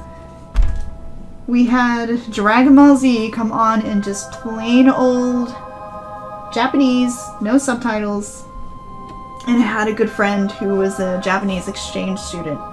So I'd always come up to her and be like, "Yeah, Asuka, what does this mean?" And I'd say something Vegeta said, and she'd be like, "No, no, no. Women aren't supposed to say that, Angela."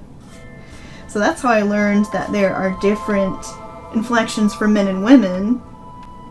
And unsurprisingly, Vegeta speaks in a very masculine sort of way.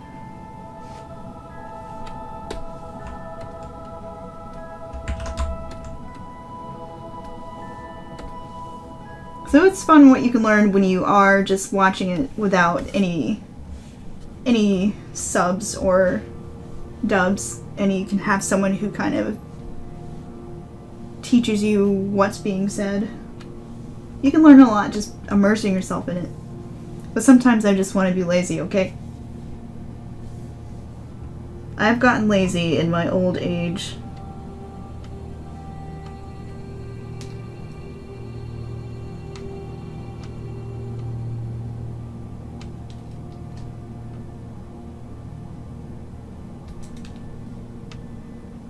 I'm just thankful that subs have gotten better, because, so bad.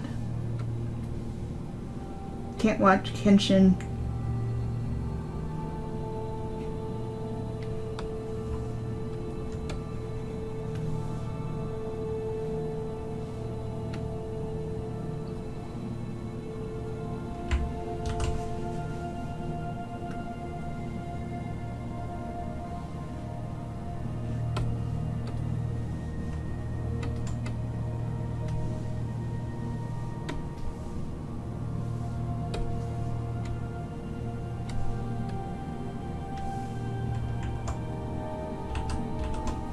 Now to noodle with the eyes for like 5 more minutes.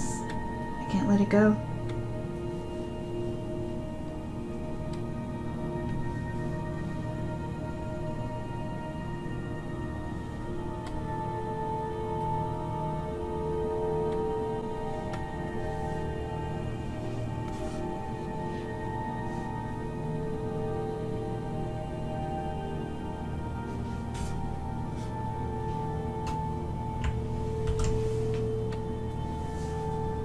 So, is this lady bald?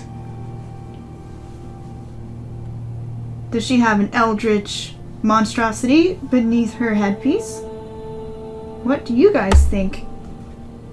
Because I was pondering drawing what this scowl looks like beneath her headpiece, but I wasn't sure yet.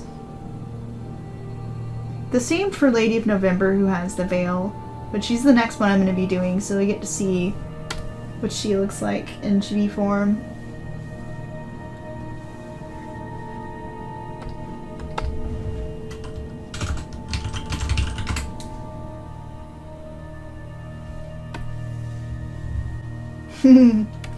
Short hair, huh? No eldritch monstrosities.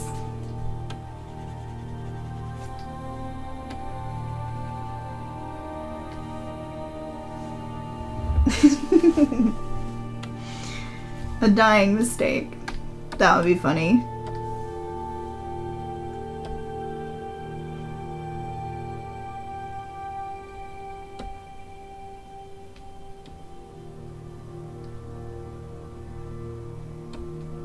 Like, she was supposed to get Lady of November's help with her hair, but then it didn't work out. I amuse myself thinking of all these little goddesses as sisters, and they kind of feud sometimes. Alright, time to color these eye whites.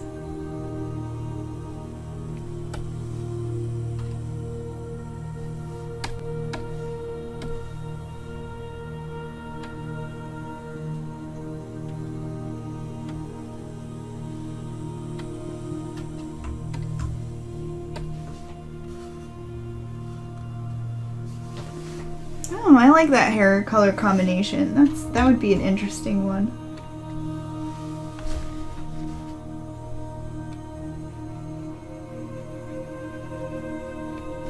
Oops, I forgot my transfer.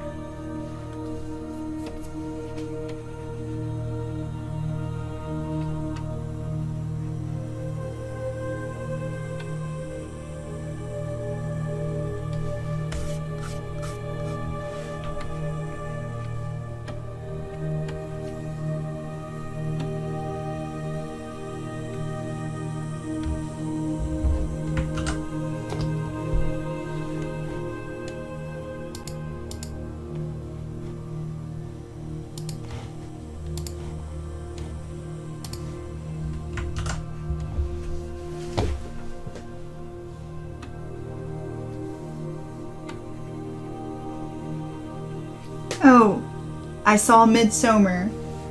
That was another horror movie I was talking about in the stream last time. I really need to clean my desktop. You all only saw a glimpse of the horror of my desktop. But yes, I saw Midsommar, which is this horror movie inspired by a Swedish Midsummer festival. And I wish I could say that I liked it, but it was kind of too artsy for us. Like, I guess they were trying to get across some very subtle subtext, but me and Kevin were just like, this is boring. Like, I appreciate the cinematography because Ari Aster always does an amazing job with cinematography and imagery. But I don't know, it just didn't click with us, sadly.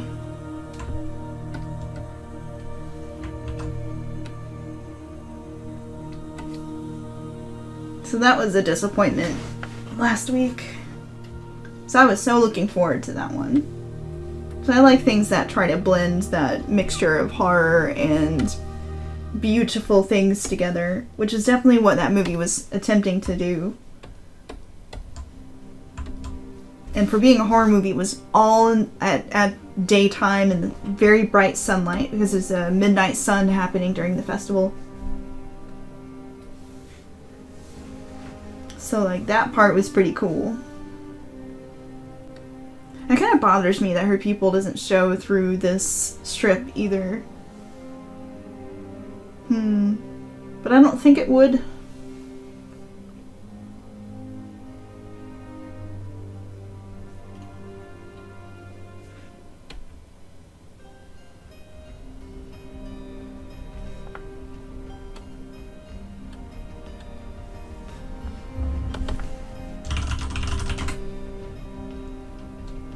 It's like literally thundering while the sun is out.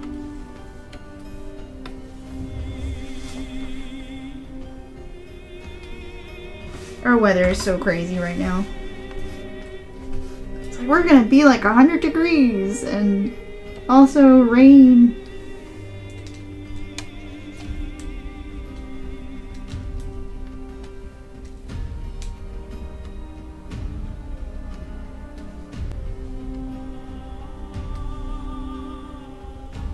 Waiting for the tornado stuff to start again. I haven't had a time yet where I've run off to the basement like last summer.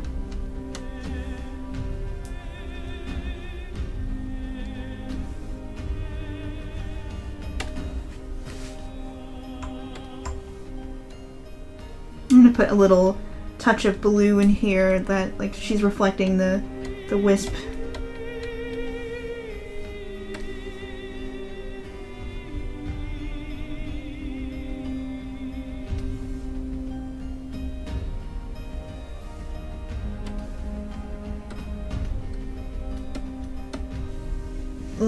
Don't remind me about that humidity.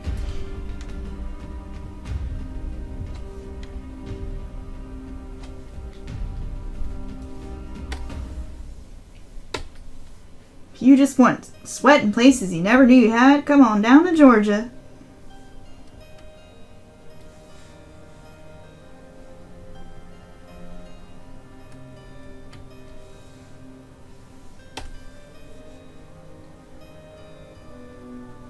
Whoa. I assume you mean 106 degrees, which I believe you. It's at times like this when I am thankful that that I have a job that is inside. But then also I've been in the house too long. And I'm going a bit mad.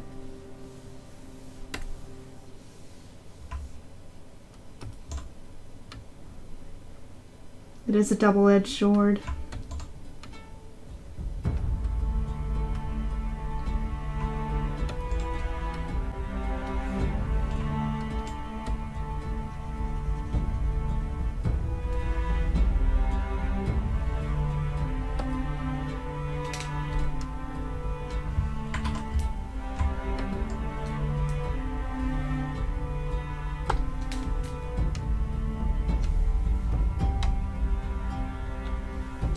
Alright.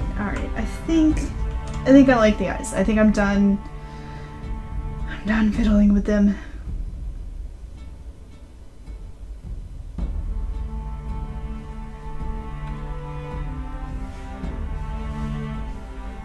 Actually, no, not. I lied.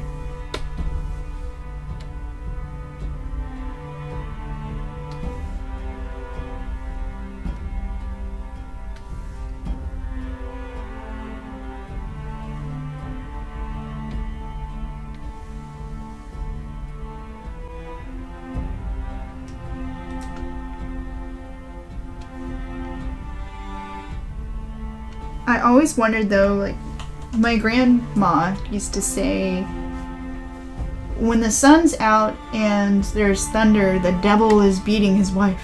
And I'm like, what?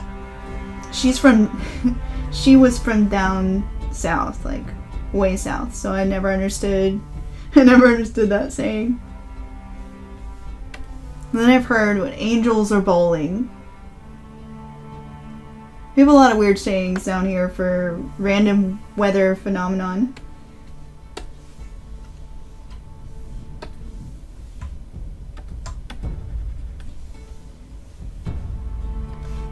Ugh, is it really 95? I'm glad I didn't have any appointments today.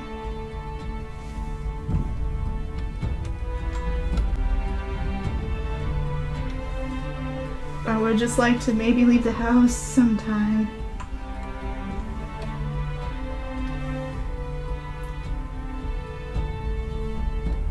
Okay.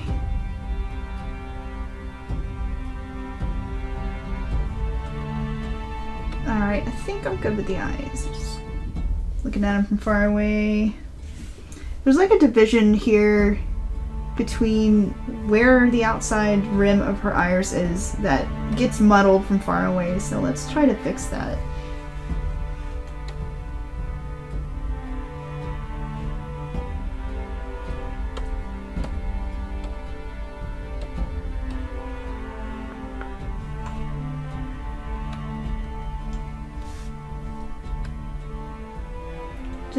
Just lightening it up a hair ought to help.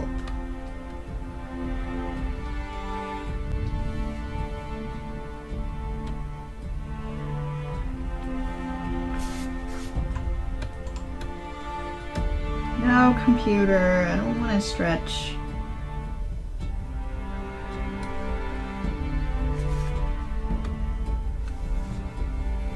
I just stretched like an hour ago.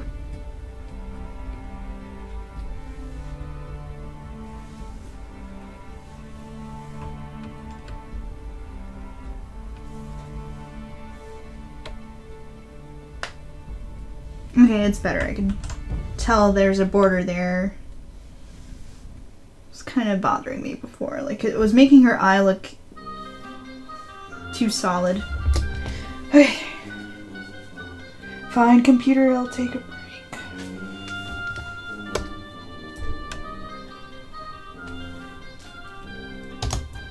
It was like too busy and too solid here. Ugh, these have been probably the most challenging eyes to do.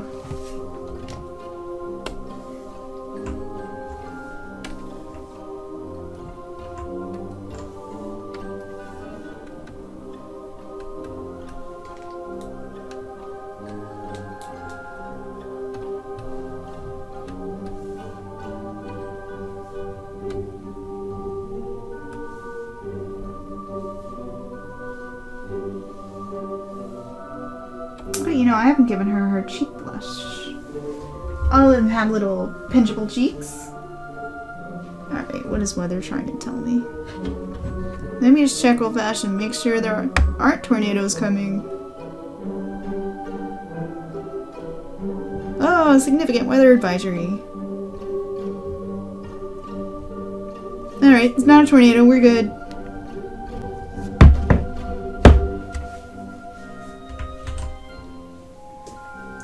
There's something weird was going on outside.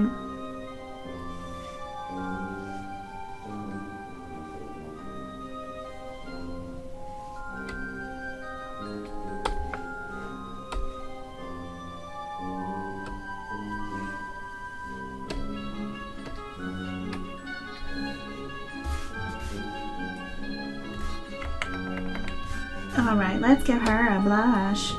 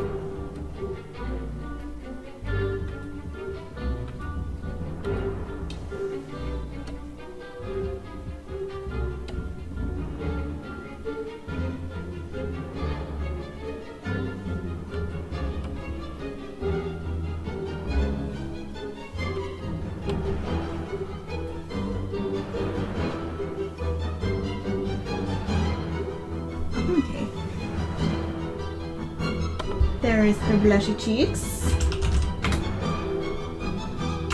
And I'll take our break in a second.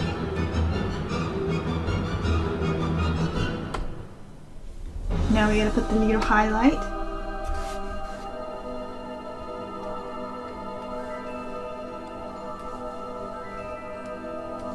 There we go. Benji cheek.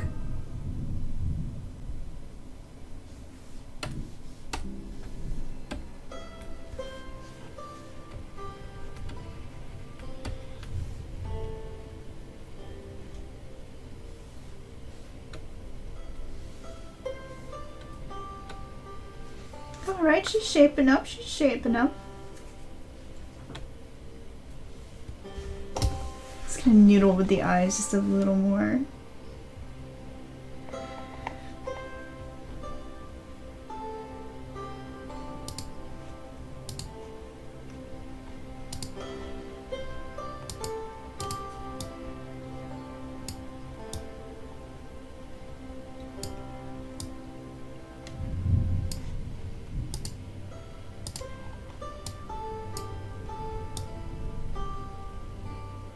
Because I honestly liked the effect when they were, before I put in the shading and they were like more flat, but I don't want them to look fake. This is so hard, you guys. Although lightening them and lowering the contrast kind of brings back that ghostliness without her having super fake looking creeper eyes. So maybe that's all we need to do.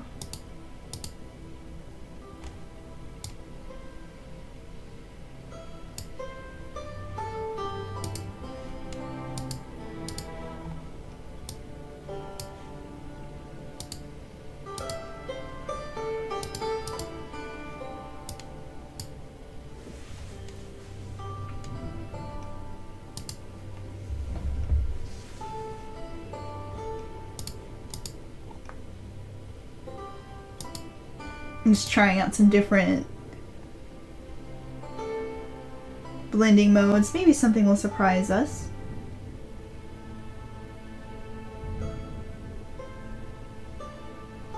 Or not, it'll just look weird.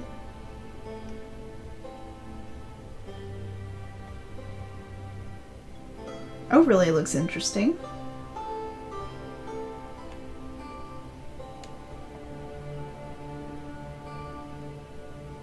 And so does color, oddly enough.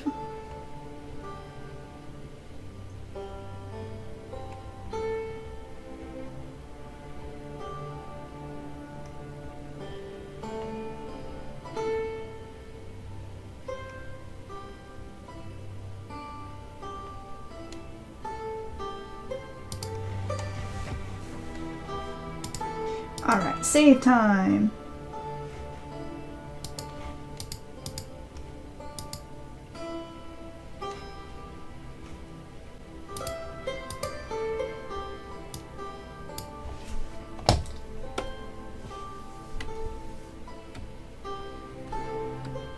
But bringing back this outline by masking out the edges just a little bit.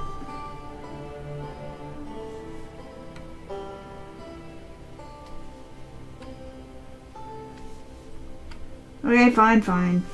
I will take a break, computer.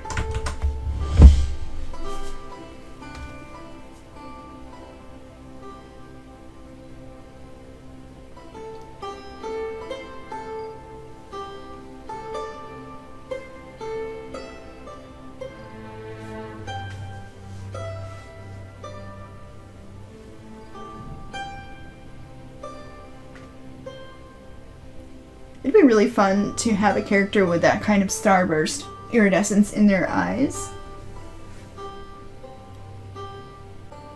I want to make a character like that just so I can draw them that way. It'd be super fun.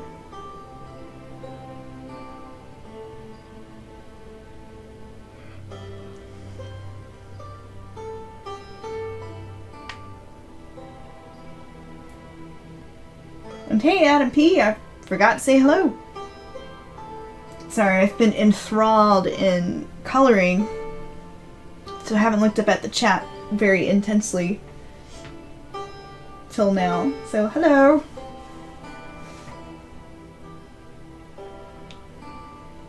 we hardly ever get people from YouTube commenting, so it's nice to see you guys are still there watching.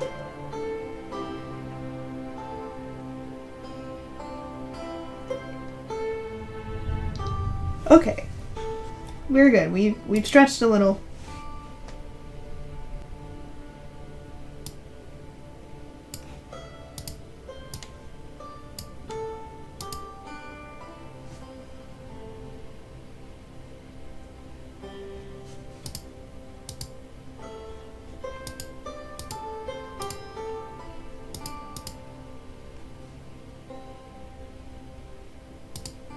Just checking out my opal reference here to kind of get an idea of how I want to do the ones on her clothing now.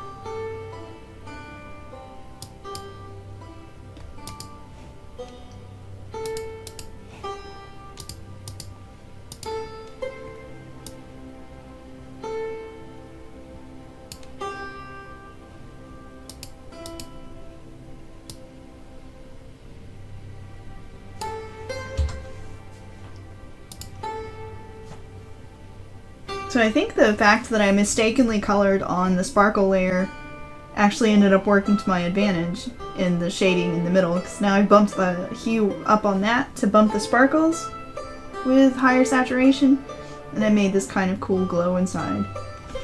Yay for happy mistakes!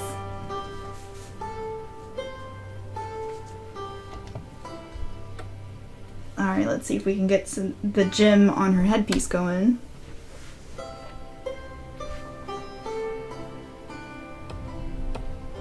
And on her outfits. Her outfit opals.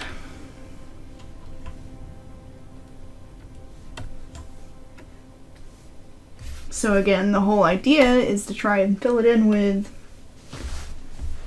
sort of desaturated shadow first, so that these pops are gonna be even more stunning against the desaturated green. But also trying to maintain enough subtle shading to where the gem still has dimension. That's the hard part about studying these references, is that the way they're lit, the gem itself is flattened out.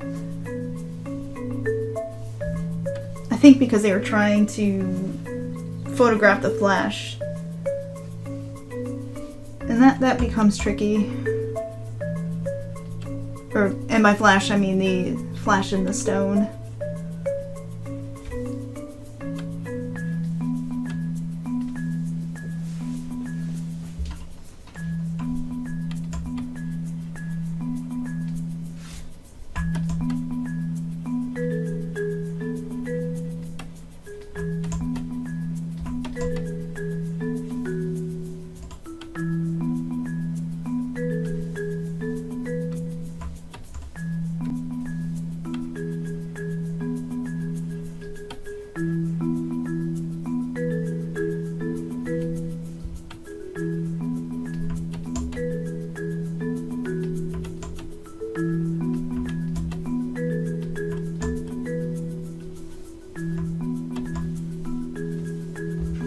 Alright, we're gonna make a sparkle layer on top of this too.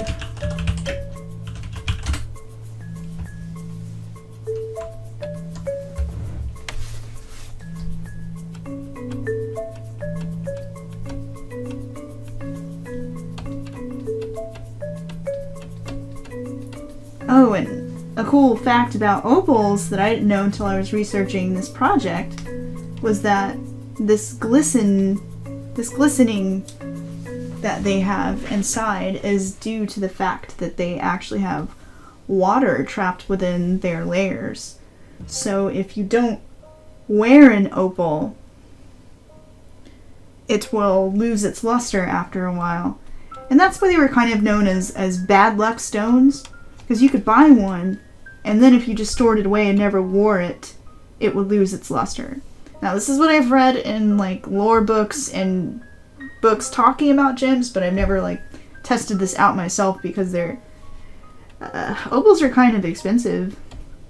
But apparently, according to the books I've read, the more you wear them, the more they'll keep their luster. And I mean, y'all feel free to tell me that's BS. I don't know, but I thought that was super interesting that they have water inside of them, and that's... Ooh, thunder. That's why they have the lustrous appearance that they do.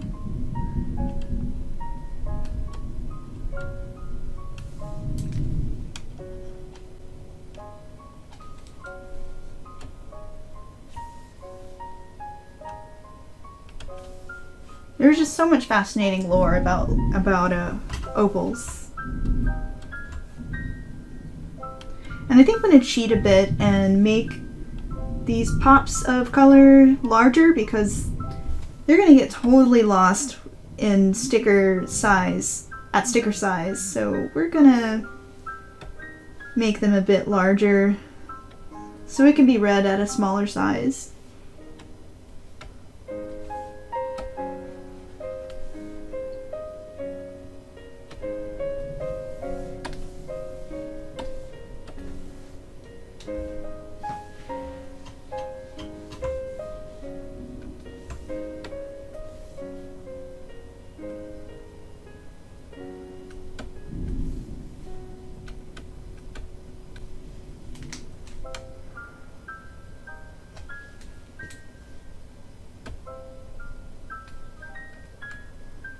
Although if this storm does become a tornado, I may have to run off. But,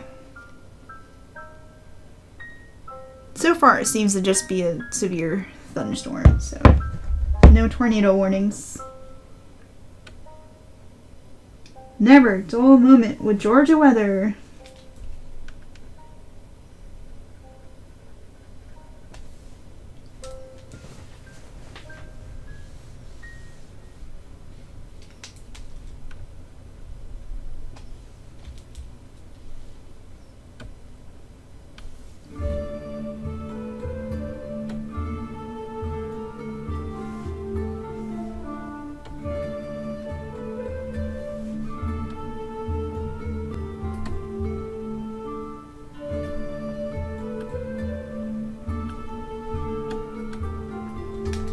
Alright, I'm getting happier with the refraction in this one. This has been really tricky to paint. If I had more time, I'd actually sit here and do some studies of opal to teach my brain how the lighting works in these stones, because the lighting on these is just really unique. And the lighting's doing some unexpected bouncing around inside of that stone.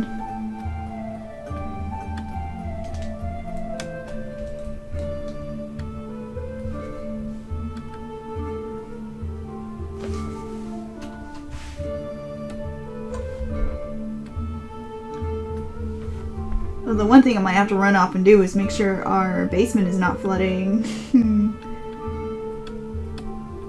That would be bad.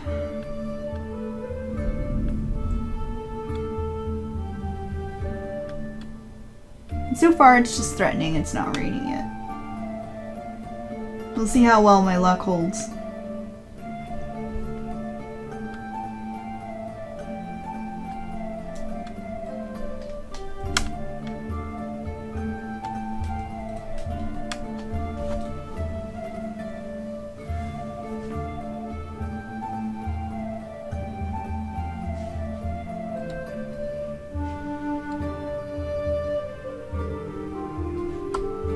Let's put this highlight layer up here.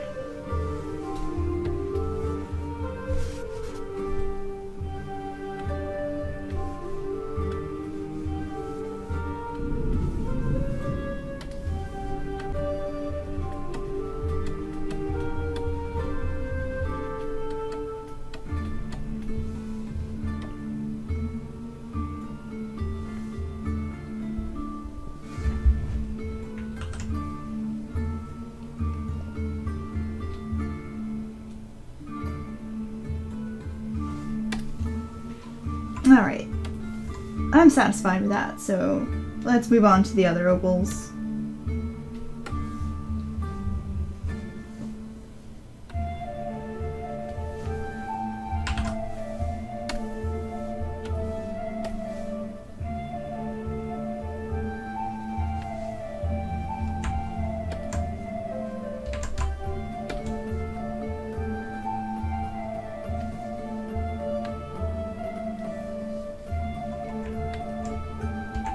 I keep hitting the wrong button. Instead of the Alt button.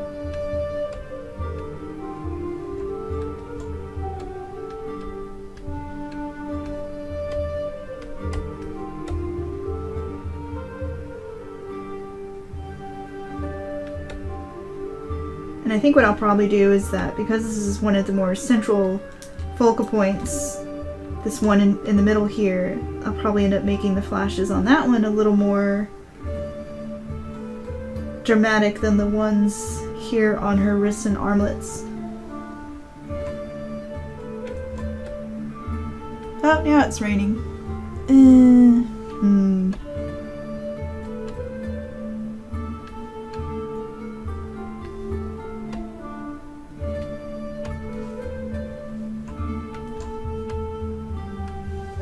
Hopefully our new drain installation works.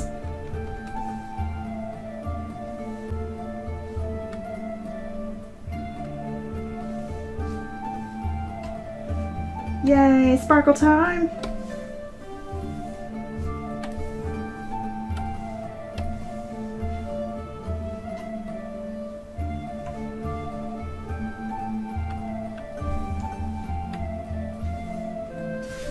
Sparkle time is best time.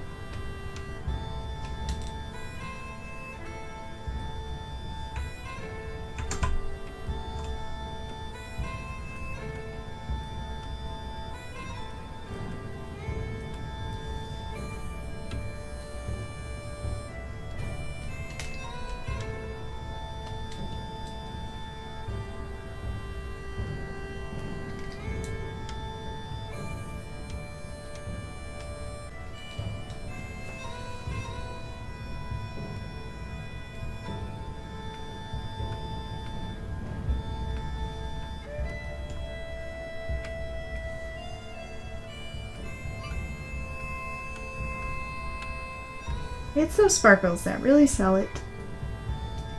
Yay, this one has so many fun color shifts.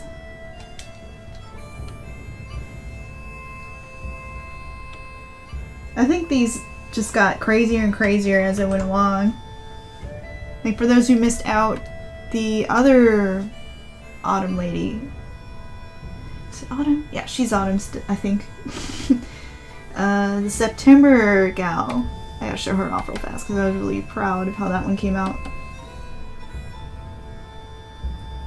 She was for Sapphire, and I got to do all this cool star splatter on her night side. So I was very excited about that. And then they've just gotten crazier from there.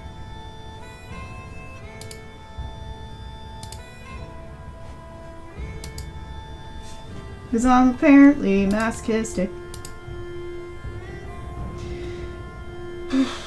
Alright, let's do that bevel. Bezel? Bevel? Yeah, bezel. Which is here.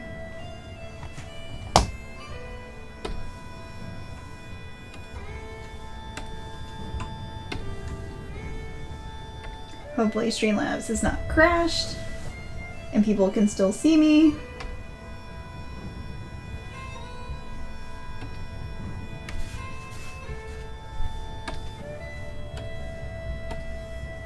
awesome.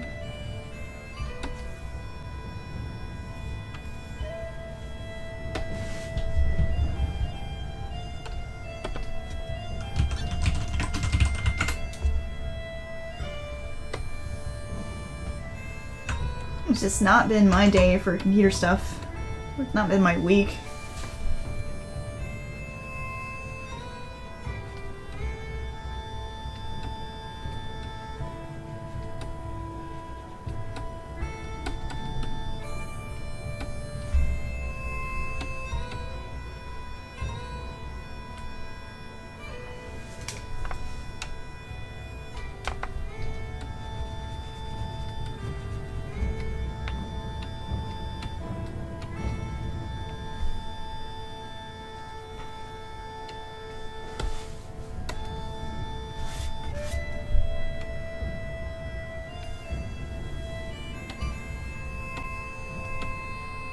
Although we've always joked I have an aura of destruction.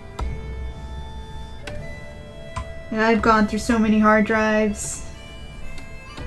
And I just have a habit of a talent for somehow making things crash. Like, I'm just not doing anything to them. It's just, Angela's in the vicinity. Let's just die for no particular reason. It is my mutant power. And also, I make food cold faster. You can ask my mom about that one. She can confirm I have a magical ability to suck the warmth out of food. So if anyone ever tries to eat off my plate, my food is always colder than it should be. So random facts that you've learned about me today. These are not the mutant powers I wish I had, but rather seemingly the mutant powers I do have. Completely arbitrary and useless.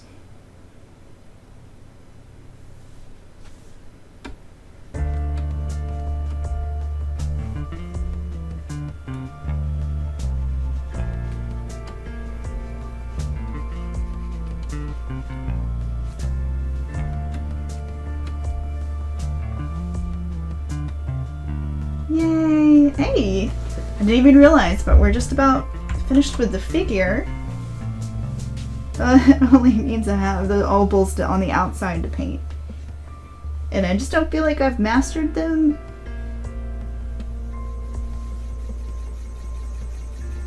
Like, honestly, the coolest looking opal is probably the one on her arm. Go figure.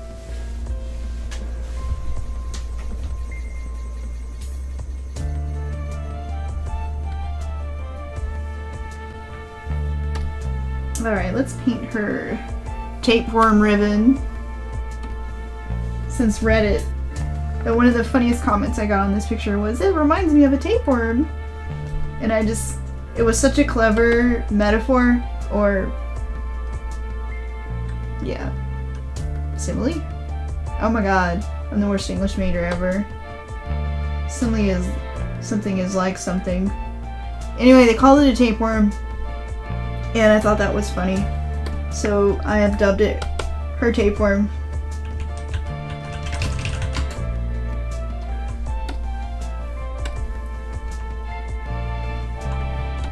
Time to paint the worm.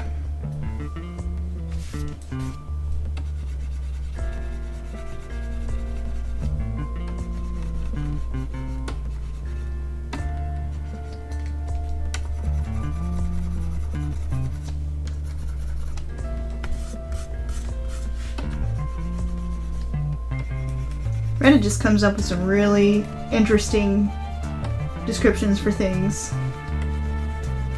And Imager too, which is really just an extension of Reddit.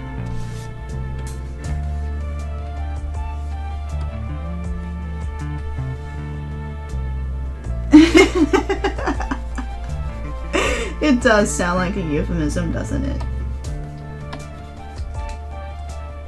We're all mature adults here who never make a euphemism in this chat.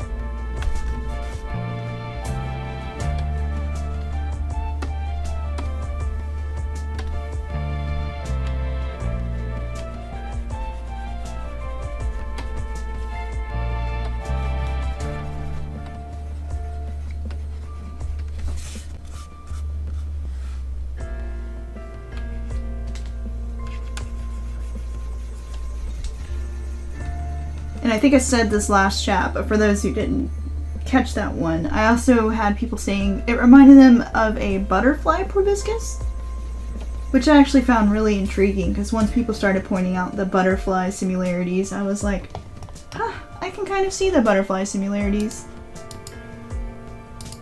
Like these having wing segments here in the headpiece. And just the general airiness and floatiness of the figure. Even though all the intentional butterfly references with her sister November.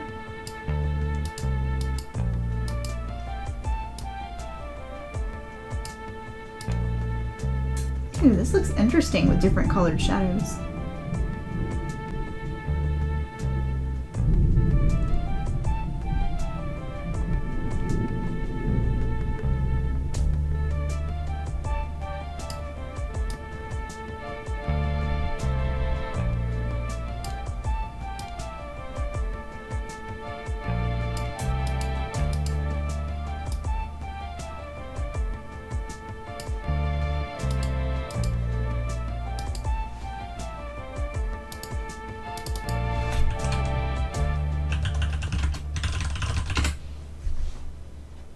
Tapeworm even has its own highlight. Because I think it needs some glowy... Like, I keep thinking this is some kind of mystical talisman she wears. So I wanted to make this strip have sort of glowy highlights to it. Kind of like the highlights that I'm going to put in the petals later.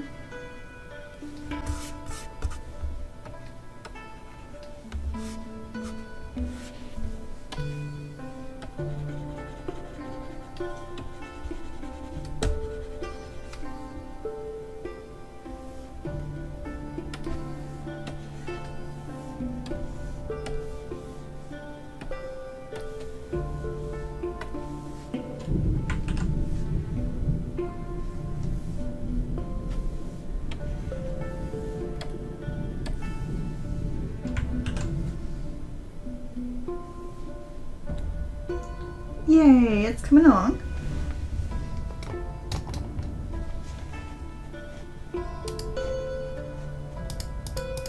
Though now I'm not liking the shadow shapes in the headpiece, so let's play with that a little, shall we?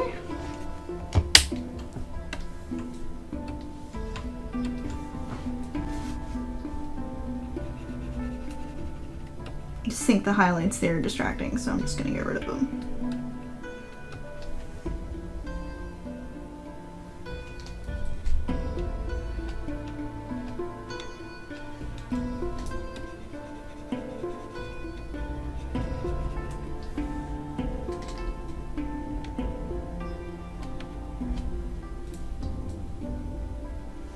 There we go. Better? Much better.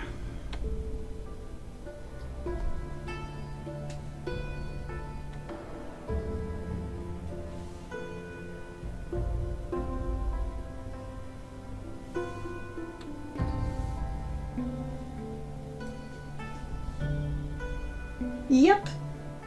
Stream is still on. Welcome back, Sunny. It's storming over here, so hopefully my connection remains stable. We're almost done with the figure. I just gotta do some simple little shading in her marigolds.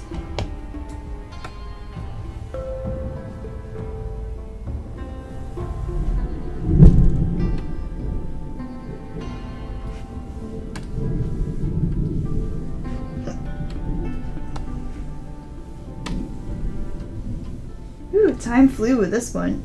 It's always nice to have company.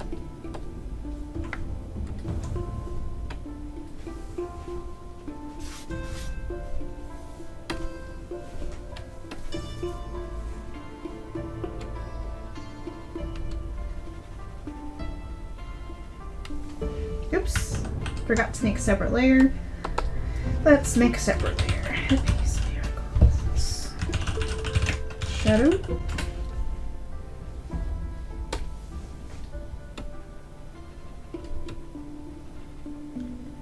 I can't wait to paint all the glowy bits. Soon we will get to paint the glowy bits.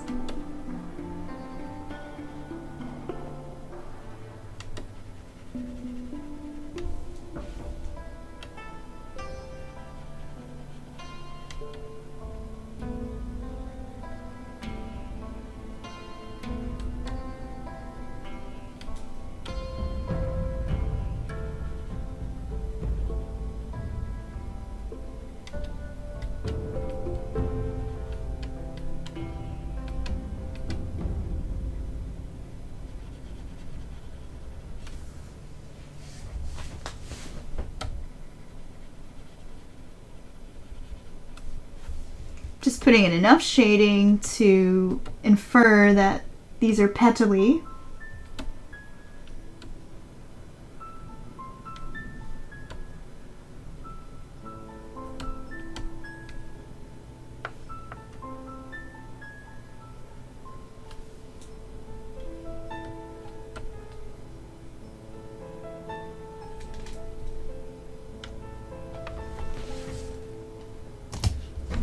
See, now it's bothering me. Look up something real fast.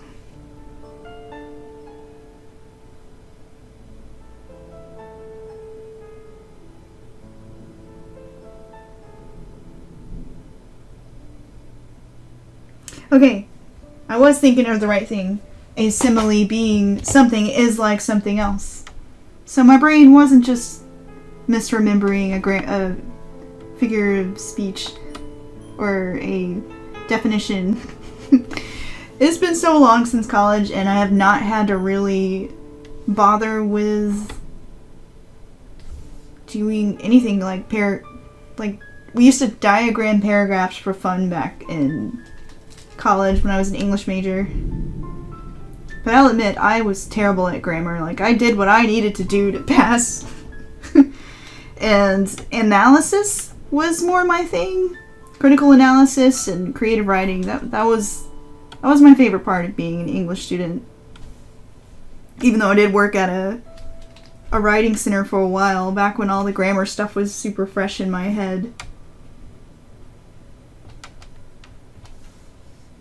But man, it's all getting so rusty now because I don't ever use this knowledge anymore.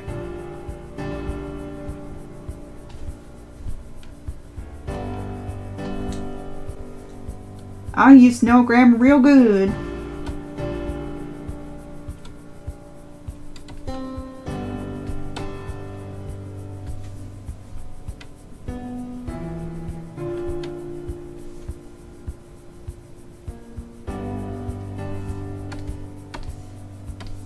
So if any of my English teachers tune into this on Facebook, I apologize.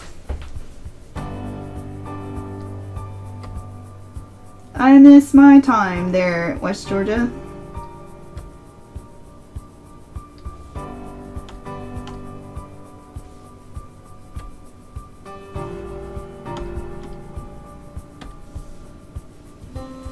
Yay, marigolds! Now let's get the other marigold, since I had to be fancy and put 2 different colors in here. Like I'm trying to be somebody.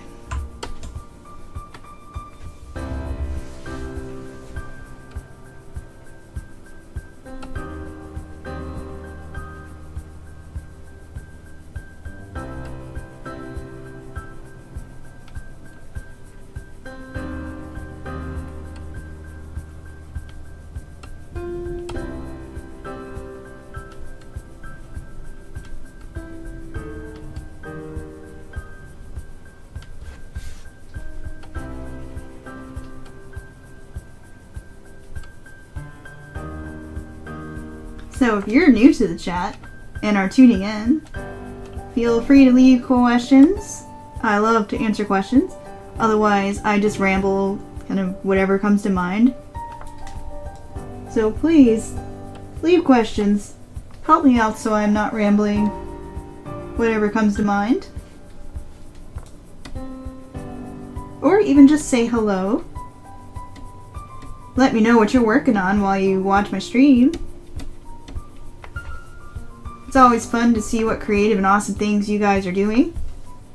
I've had people embroidering, I've had people painting, writing.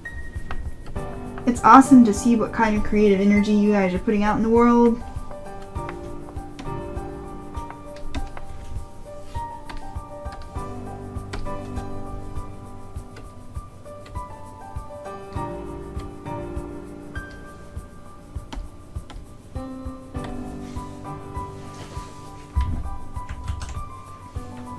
I have a bad habit of when I'm color picking shadows that I pick a shadow that's the color temperature is off or it's too gray. So that's why digital is nice, so I can come back in here and bump the saturation back up.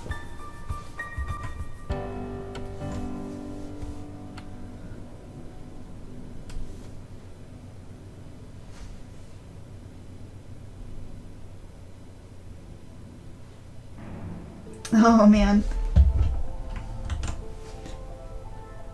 I know it's hard to cut fabric outside with the wind and everything.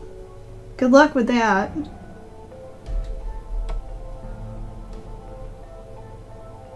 Maybe if you know of a hallway space you can get into where people aren't walking around all the time, you can lay it out in the hallway before anyone goes through.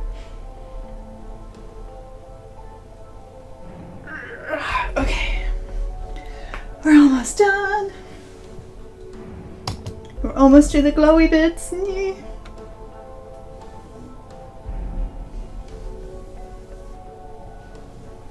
So before I do the glowy bits, I'm going to quickly do the flowers on the bottom.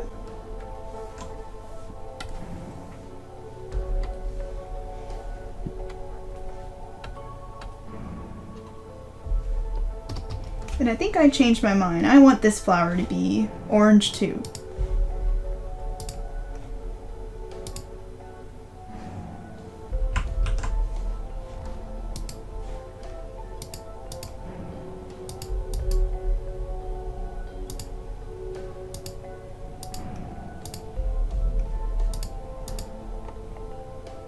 Except what layer is that on?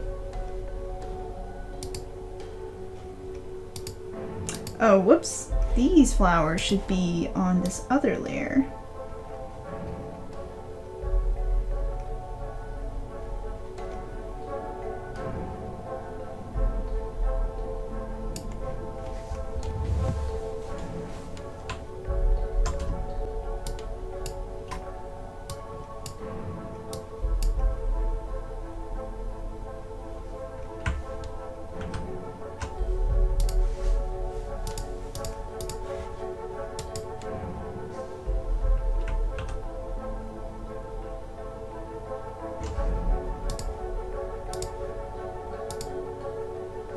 Wait a second.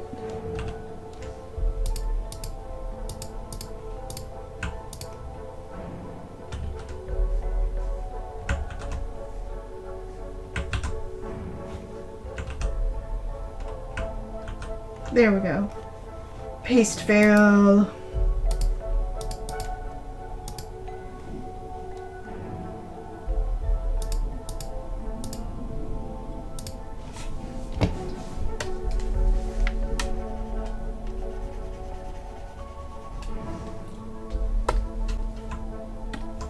I want the background petals on a different layer so that in case I want to bump them up to a higher saturated yellow, I can do that without making the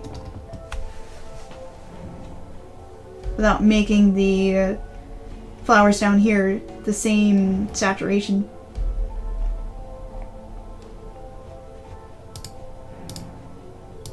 So I must have gotten carried away and put them all on the same layer. Easy to get carried away when you're painting lots of happy little petals.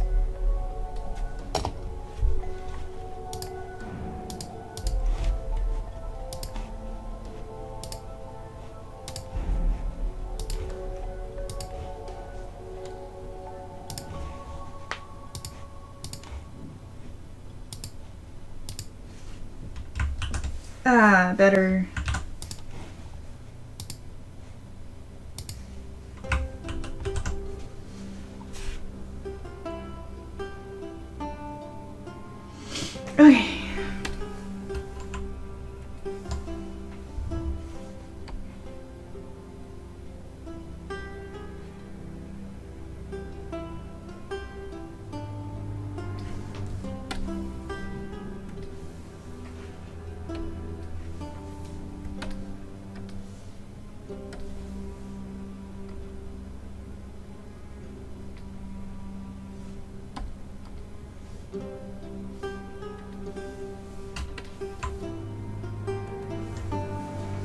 I made the shadow lighter because I want the line art of this piece to be the star. So when the shadows start to overtake the line art, that's when I usually come in and knock them back a little so we have that line art still shining through. That makes choosing shadow colors tricky sometimes.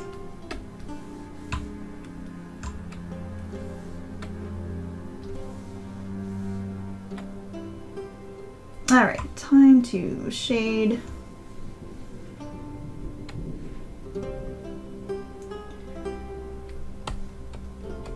Let's shade some border flowers.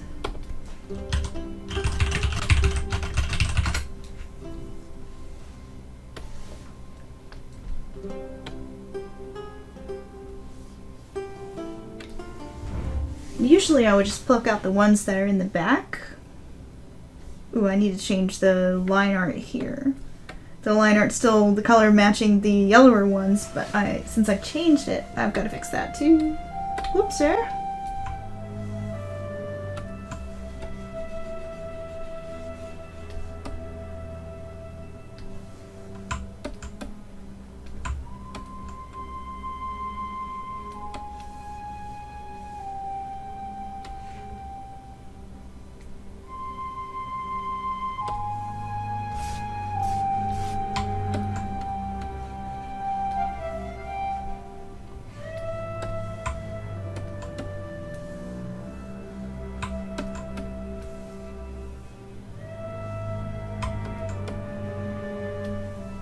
Alright. Almost there. Gotta finish so I can paint glowy things.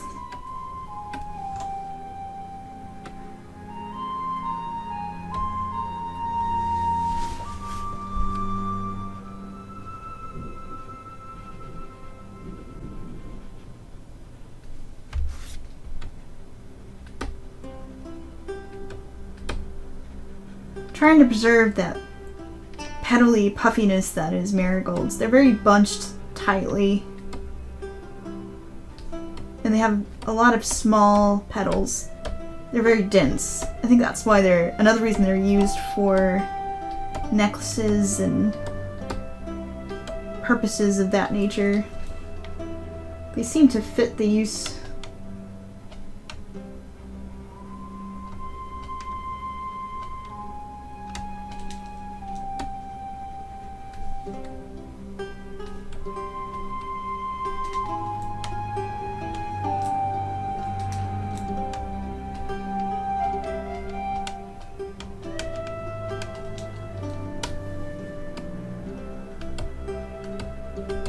Just softening the lines with a smudge tool.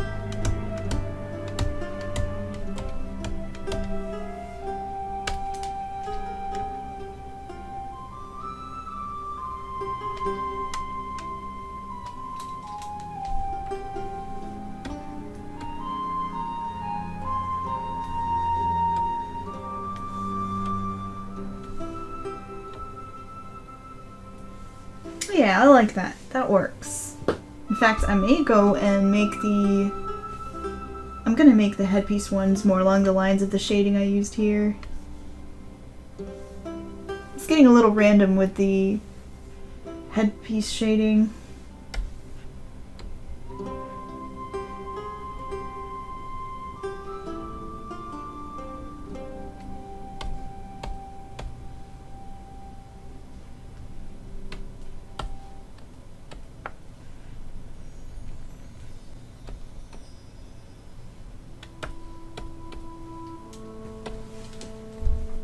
So let's tighten this up.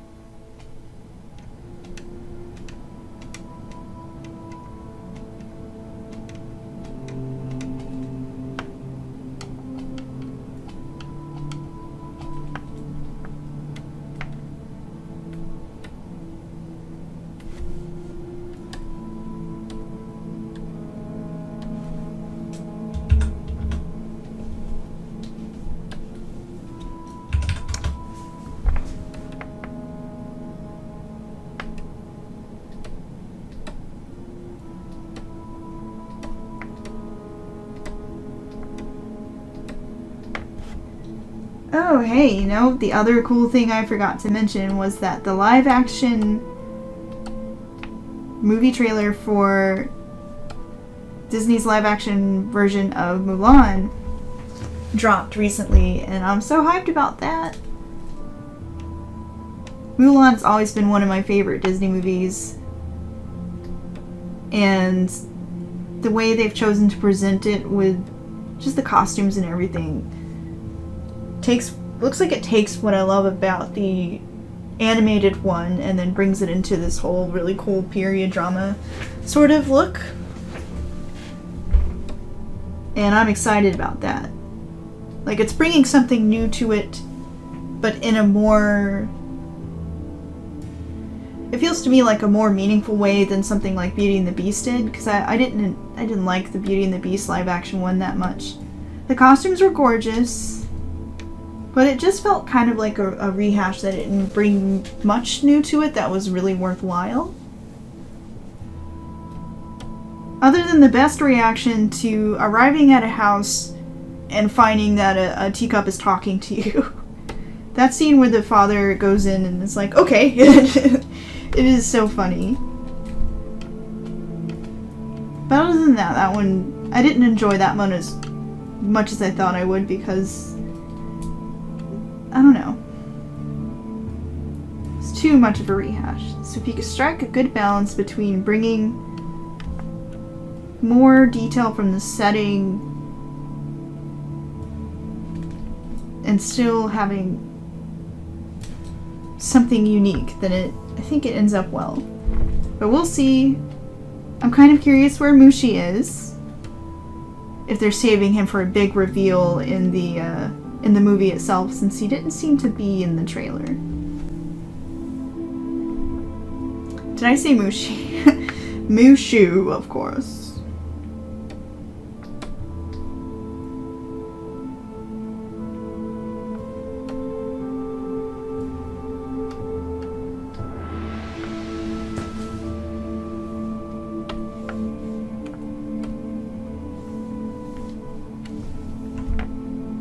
But who knows, they might do away entirely with him if they're trying to go for a more realistic take on Mulan.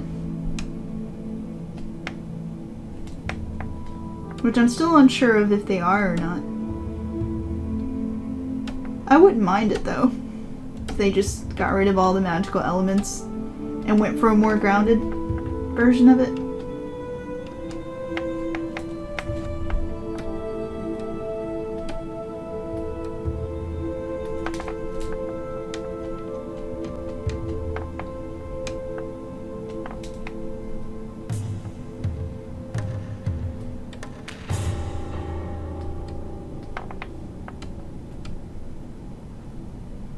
But already, I'm kind of on board for the really cool costumes that I've seen. And there's a beautiful poster of her in her red outfit with a sword in front of her face, and the sword has the reflection of her male costume. It was really cleverly done. We'll have to share that over in the Patreon, too. The Patreon Discord. This is how I know that I probably need to stop soon, because my brain is like, multitasking, energy bar low. Cannot word.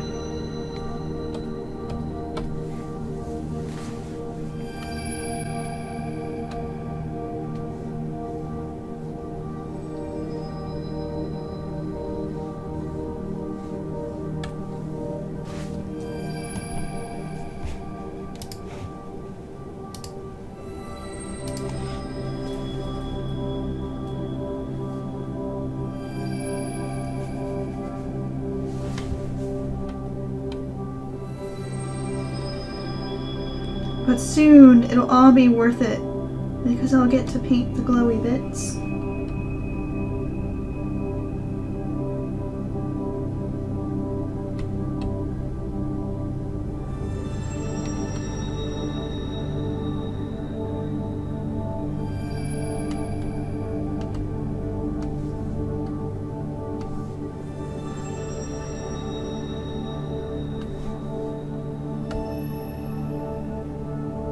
And if you're tuning in from Twitter or Periscope, say hello, because I'd actually really love to know how my stream is doing on those outlets right now. Because I've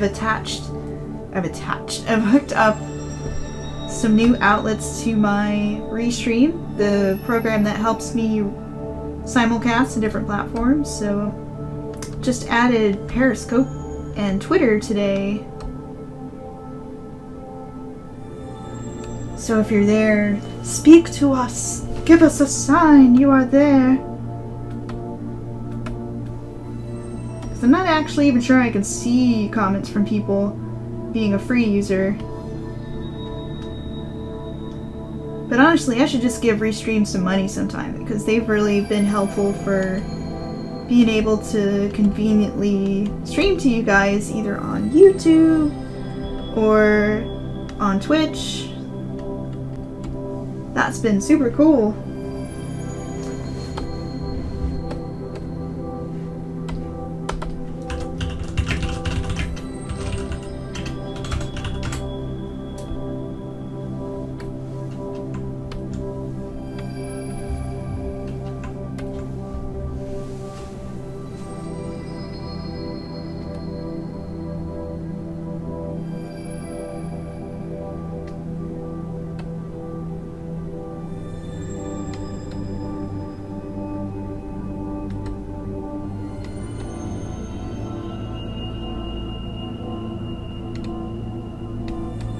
The trick with these is trying not to get too complicated, but still trying to infer that there are complicated petals in here.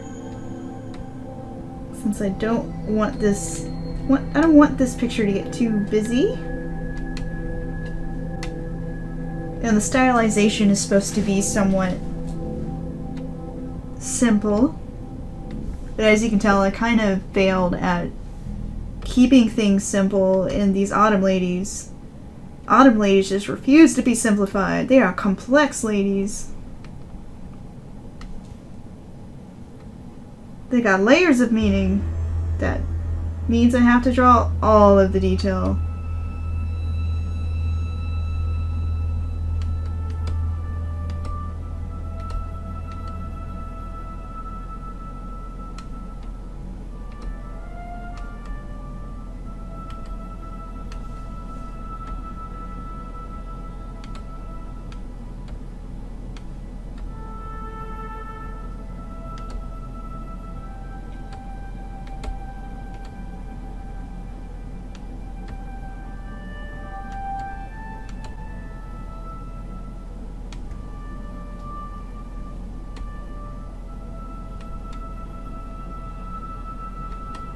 Almost there. Whee!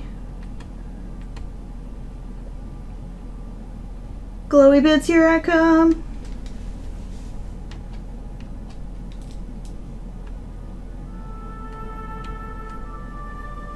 Oh wait, no, I can't do the glowy bits yet. I have to color the stems.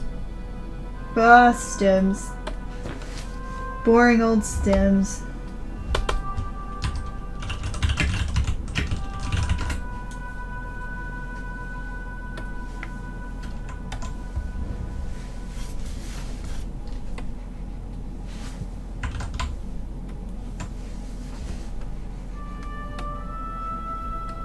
But this time I am just gonna like do some simple shading, plucking out the leaves that are in the background.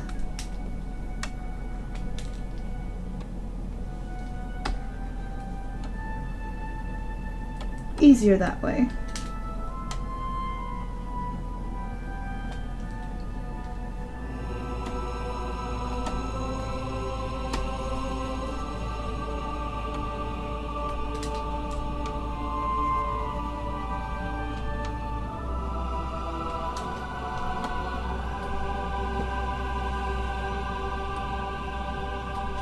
Okay, that's all the leaves really need. Just something to imply the depth.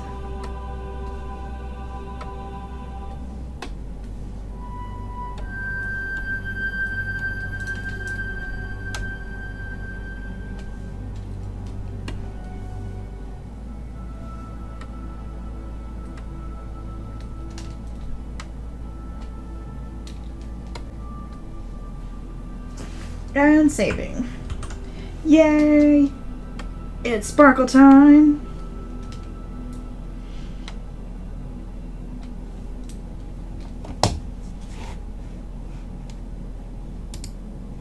And I really like what I did with the lanterns in here, which really, I think all I did to make that glow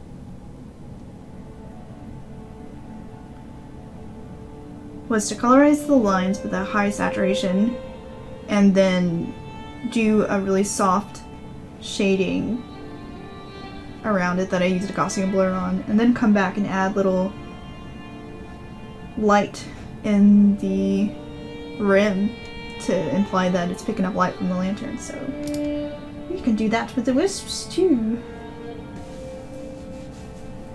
So where to start? Let's do the wisps. It will be the easiest thing to glowify.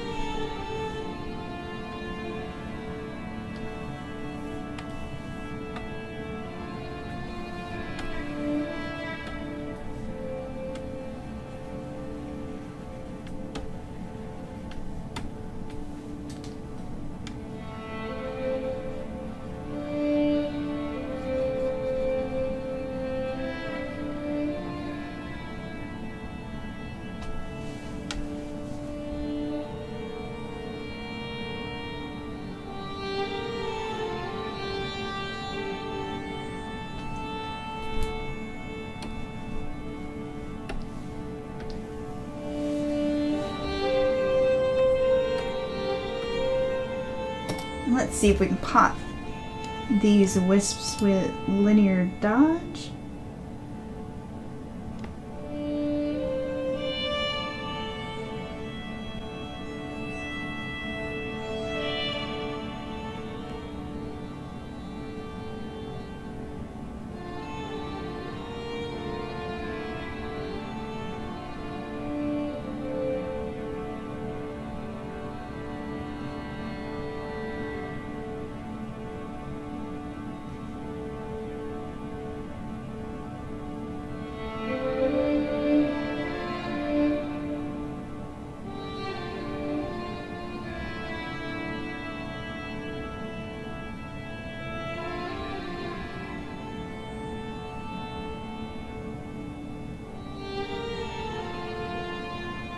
Pinlight looks interesting.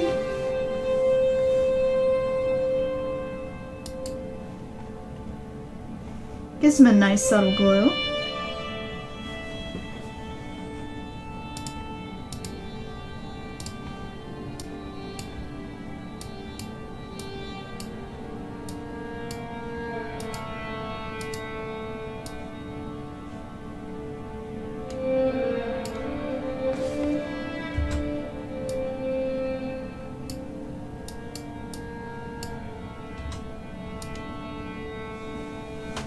Ooh, they look kind of cool with the green around them too.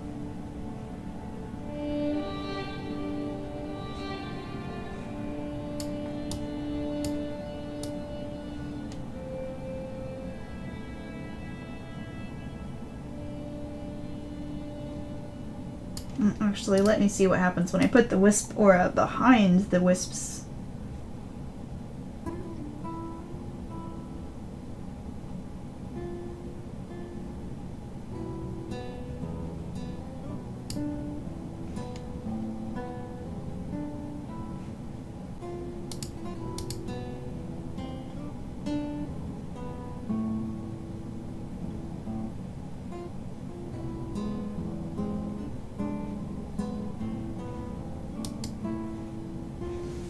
I kind of like that, because then it feels like they're radiating light instead of having the light be on top of the layer.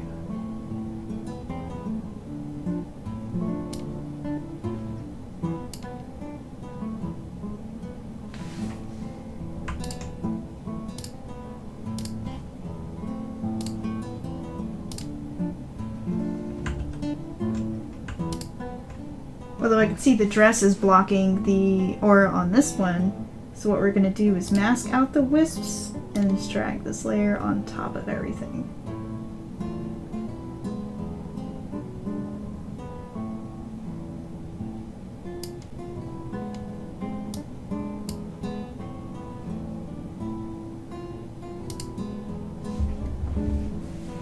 Actually, I got it backwards. I always do that.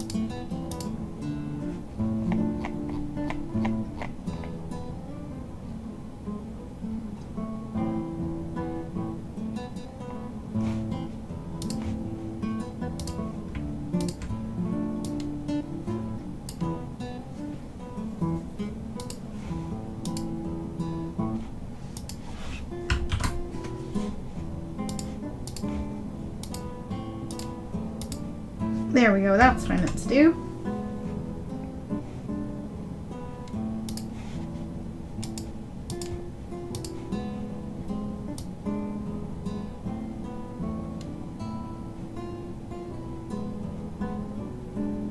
I like that kind of purple. It punches that line out that has a blue-violet outline to it. As interesting as the green was,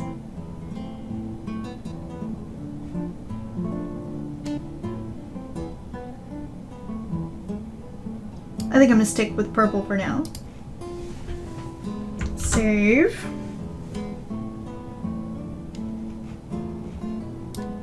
Now let's add some glowy to the petals.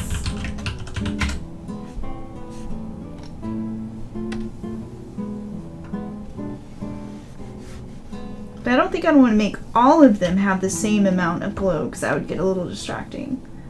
But I think for some of these big ones and key places, I would like a little glow.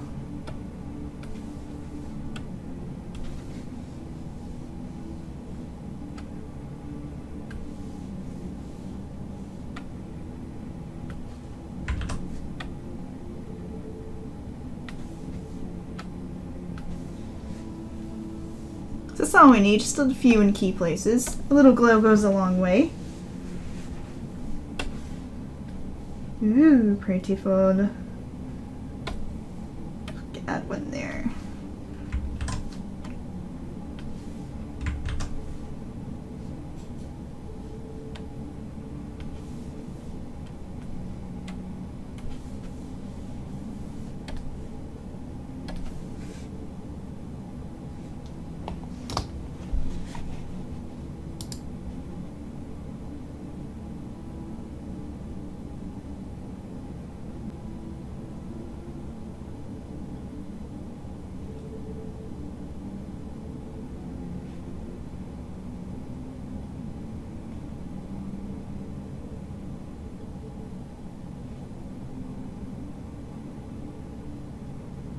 So lighter color and pen light both look good. Let's go with pen light.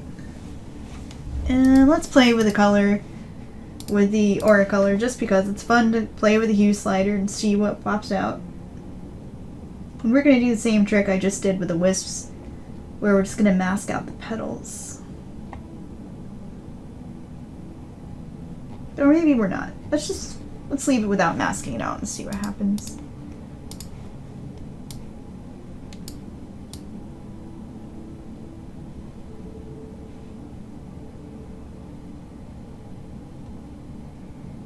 Ooh, super yellow looks interesting, like a bluish yellow.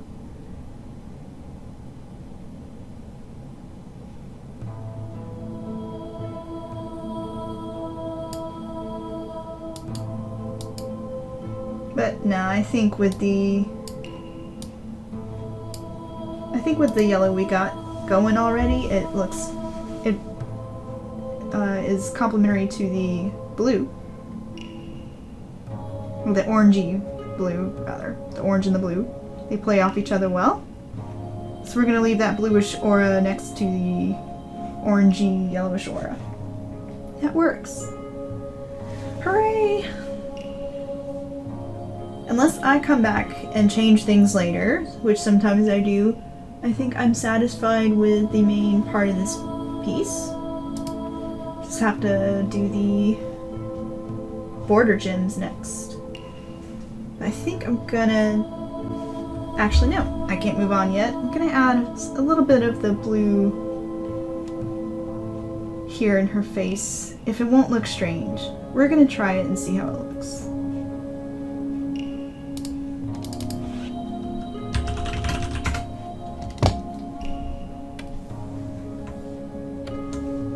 It might look too strange.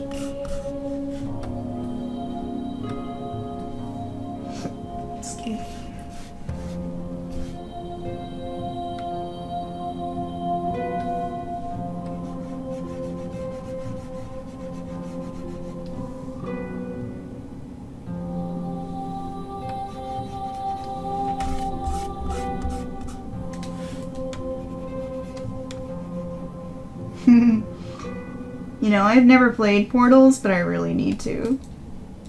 I've watched Kevin play it. It seems cute.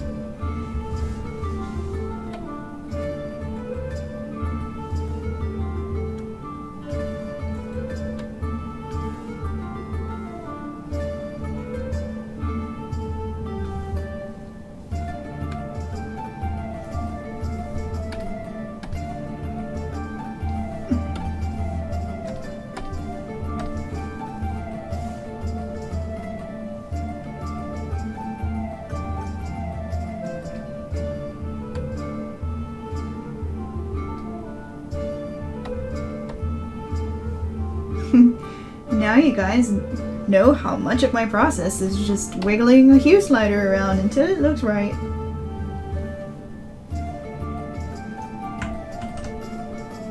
I guess one more stretch before we're in the final stretch.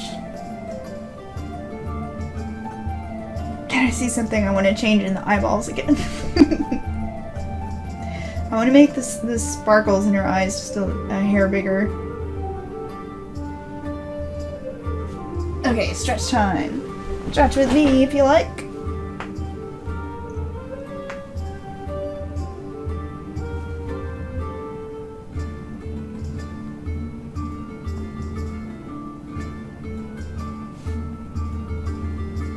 I wonder if this exercise model has a name, like internally in the company. They've named this 3D model. We should name her. My workout buddy lady.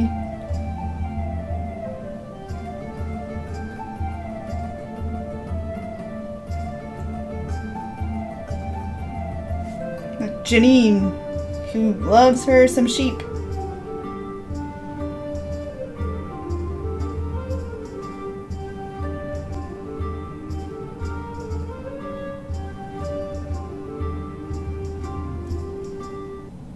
And some mom jeans.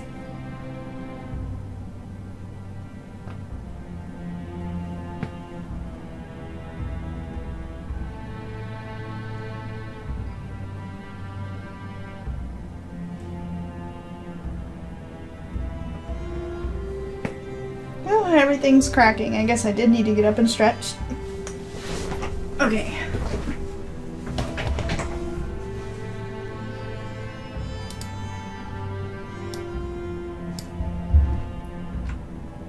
I think I want to make some of the sparkles in the eyes a little more prominent here.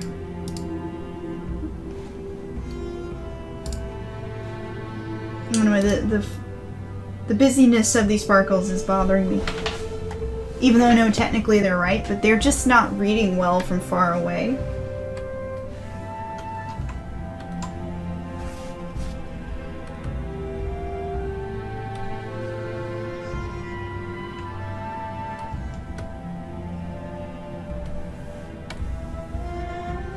So let's see if I can make it better, or if I'm just making it worse.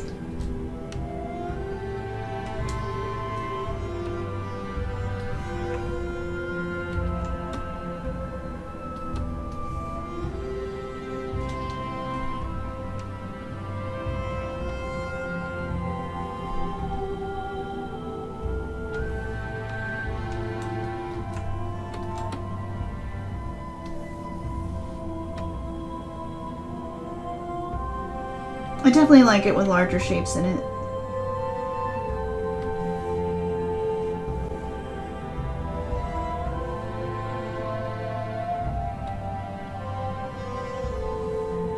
Okay.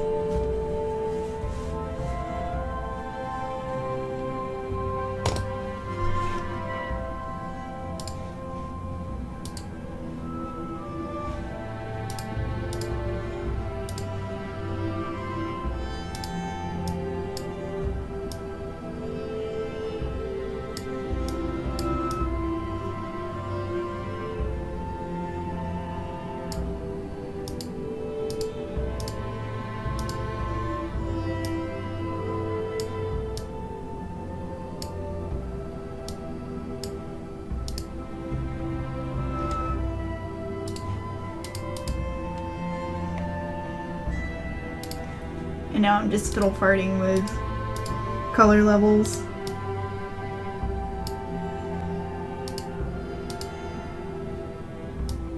Another clear sign that I need to stop, because now I'm just pointlessly noodling with color levels. But the highlights were getting kind of lost in the metal, so I wanted to bring those back.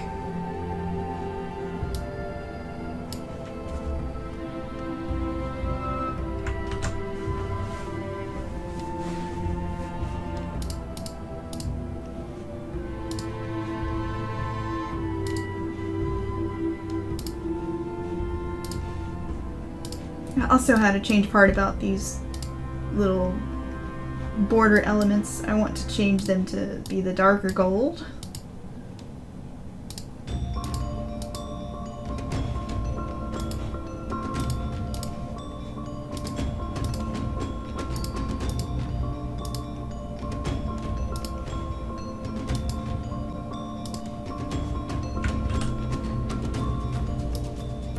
Yes, better.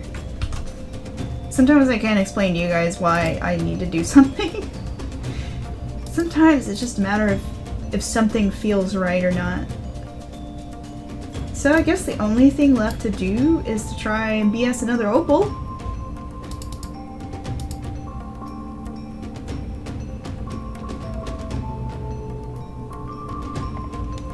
So I can just simulate what I did here. I think it works because there's like a highlight catching the light there. And having that refraction happen right at that line seems to work well with the shape of the opal. Whereas some of these others, I've tried to get the refraction to look like more natural, but it didn't quite work out.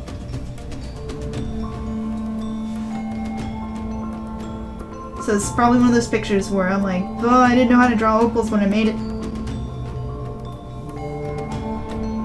Sometimes you just gotta keep going even if you don't have something perfect.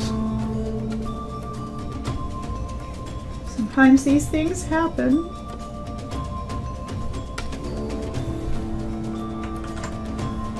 But other times you just have to get stuff done because you've got a deadline.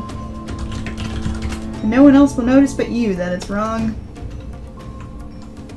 And now whoever watches this stream.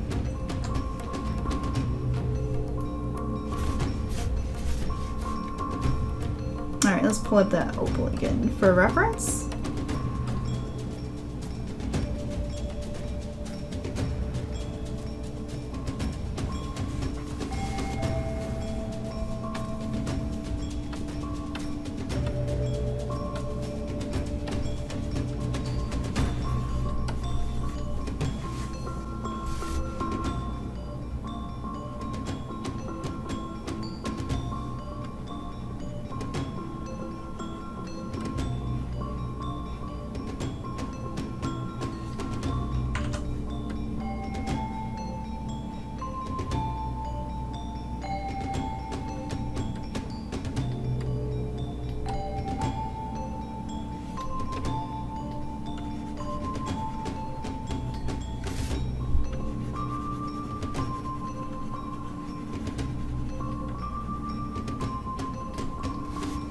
So opals seem to take up a lot of brain computing power, so I'm gonna go a little quiet while I do this.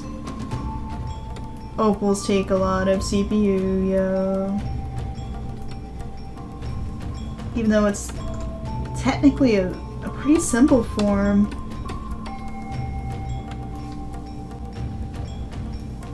But it's mind-numbing in its simplicity.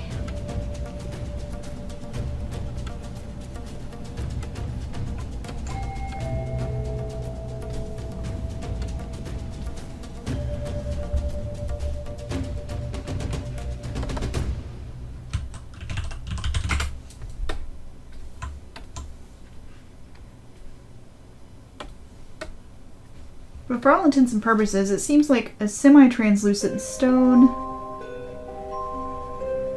Like, just trying to think of it in that way. Semi-translucent stone with sparkles flashing inside as the light bounces through.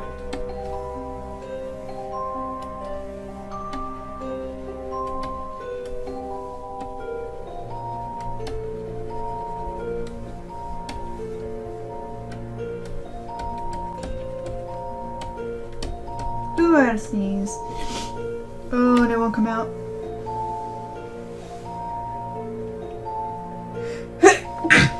Ooh, excuse me.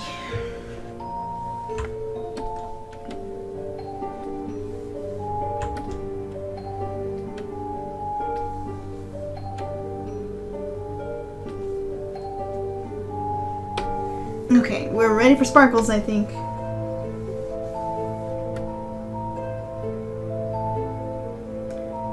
I just use like a chalk brush for some scratchy, dry brushy. Let's see, what does this look like?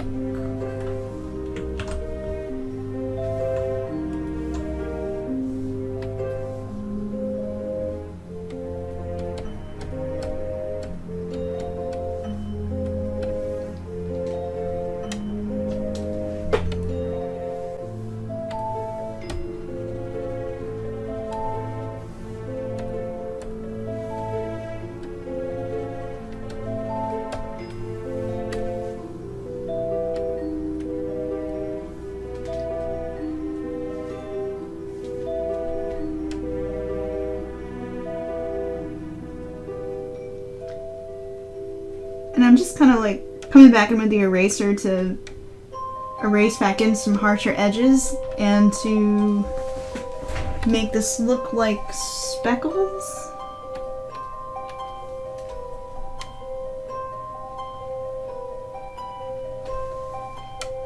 Adding in some texture.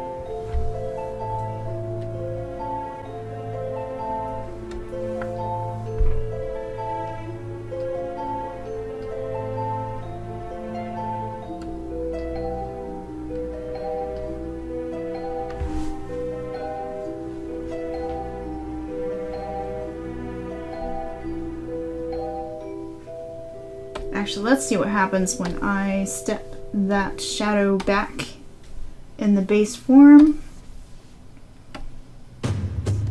Hoping I can pop these flashes of color even more.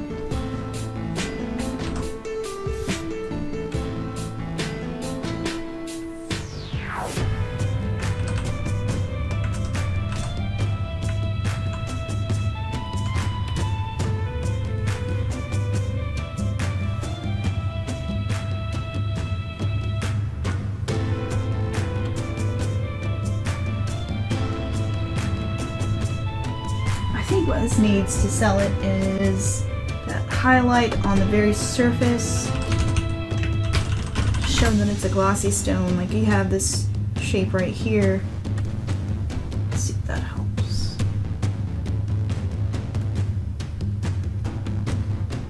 Just to get us to realize that these refractions are all inside of it and not necessarily on the surface of it.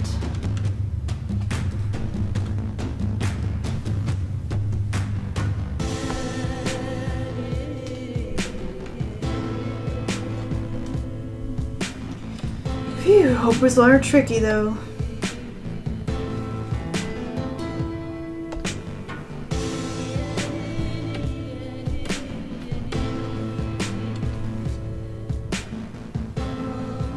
I think I'm going to throw some of the blue in there too.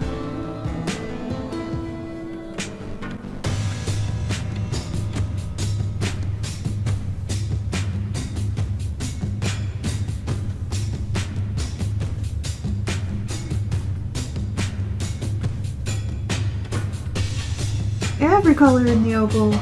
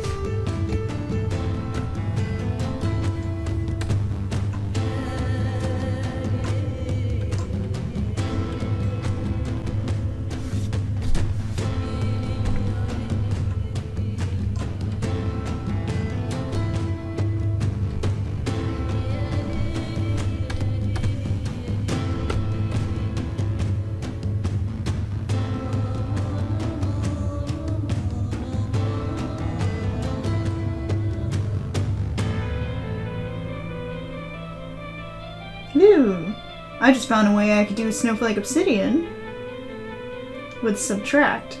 That looks cool.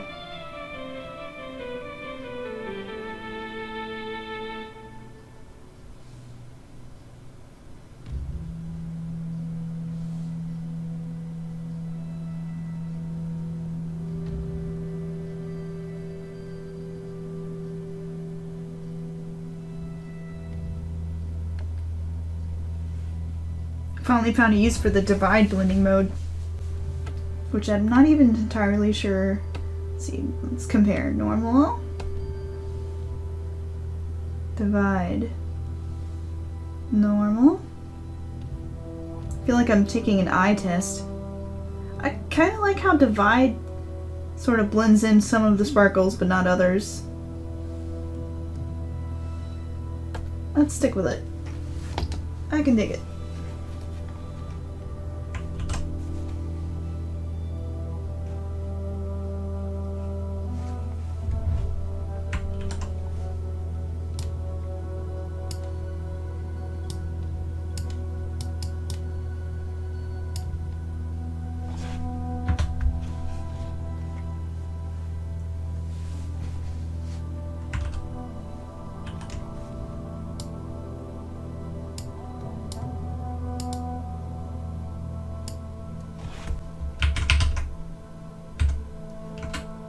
Alright, so what the heck did I just do? Because I'm trying to figure out how I managed to paint this opal. It's just like painting with watercolor all over again. I'll forget what magical spell of different hues on my palette that I mixed together to create the effect. But I'm actually kind of happy with how this came out in the end. Did I get outside of the lines? Nope, I just didn't color this line. Let's fix the line real fast.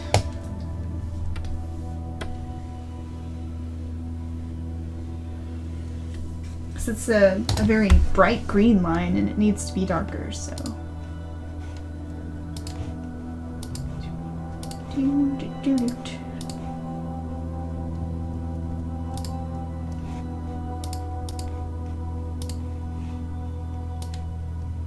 There we go. Better.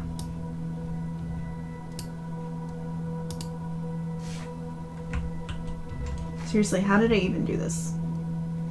Okay, so I've shaded the underneath.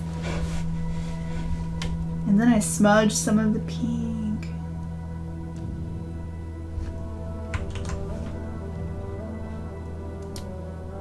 And then a highlight on top. Yeah. Let's start with just the base color. Just gotta take this in layers.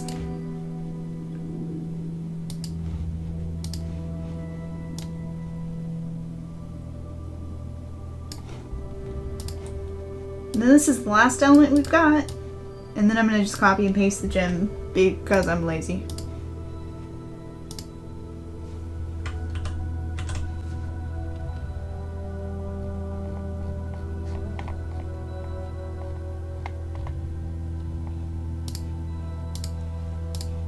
This is the side gem. So we're gonna start a new window.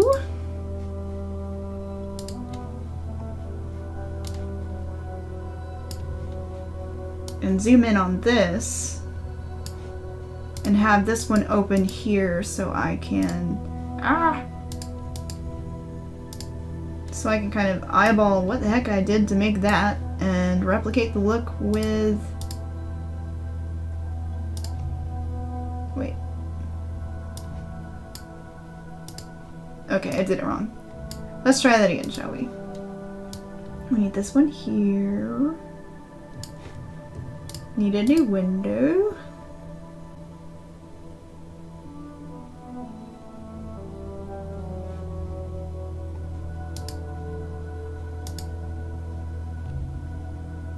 New window, there we go. That's what I did, I went to float instead of new window. Alright, now we have done it correctly.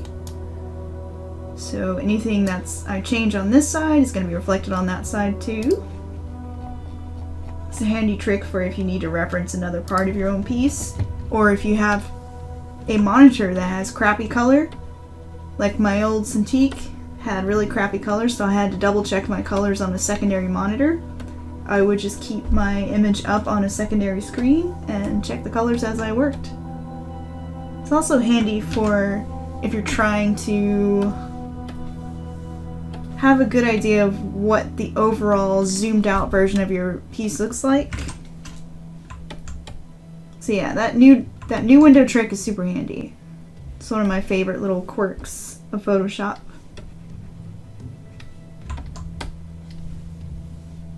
Alright, time to paint another opal.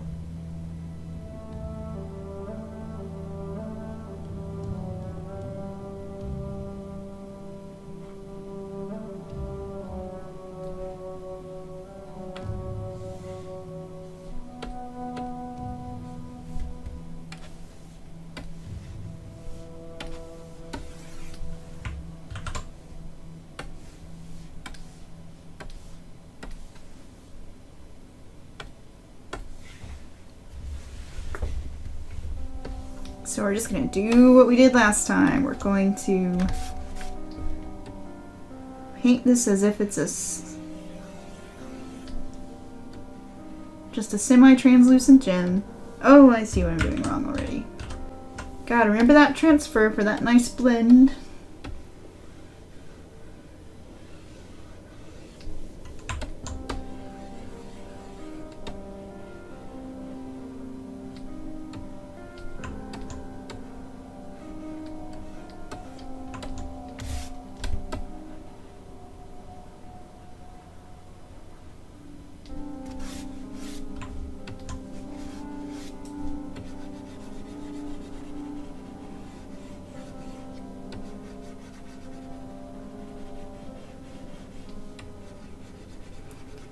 The more I paint these gems, the more I'm finding that it is funny how simple this stuff is, and it's so easy to overthink it.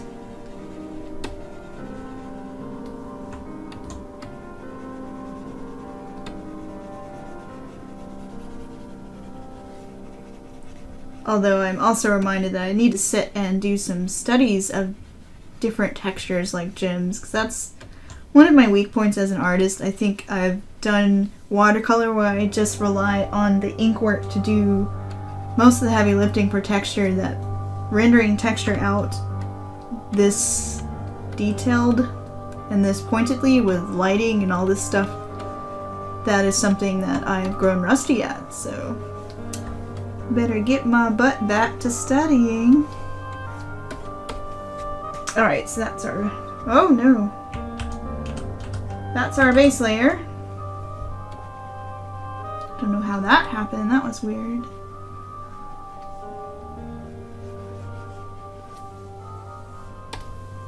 Shape this.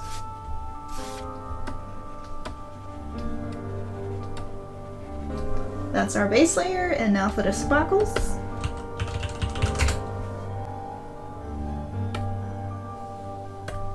No, not copy layer, sorry. Create. Clip it to the layer.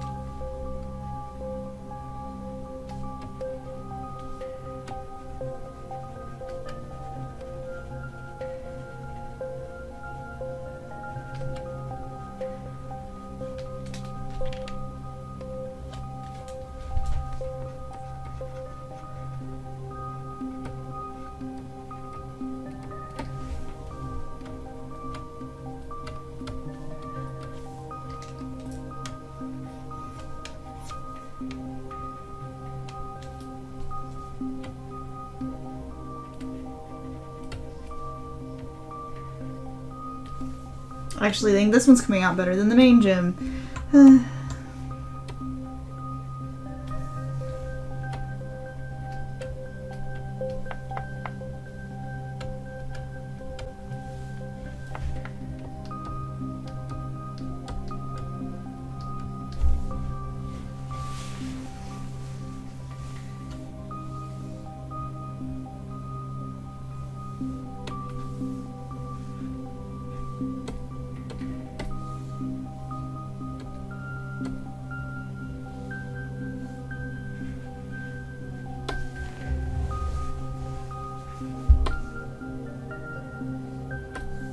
And I think what I did is I blended just some of these in with the edges. So you've got sharpness in the middle, but then some blur on the sides.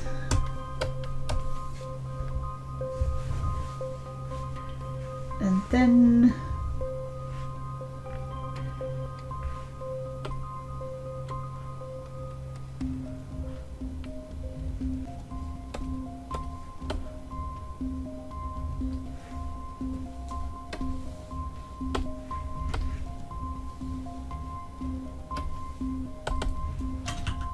a main highlight.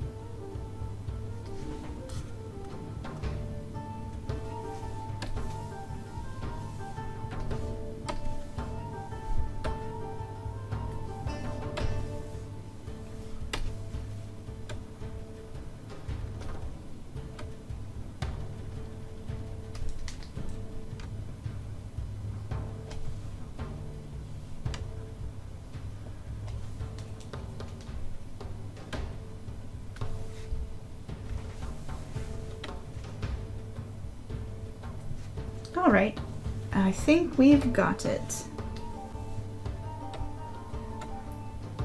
It's not like super photorealistic opal. But we weren't going for super photorealistic in the first place. Just needed a nice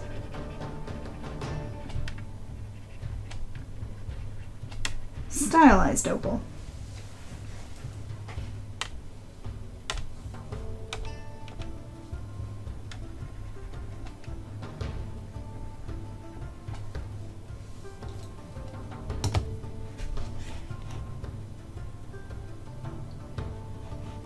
Alright, then we just copy the magic to the other 3 sides.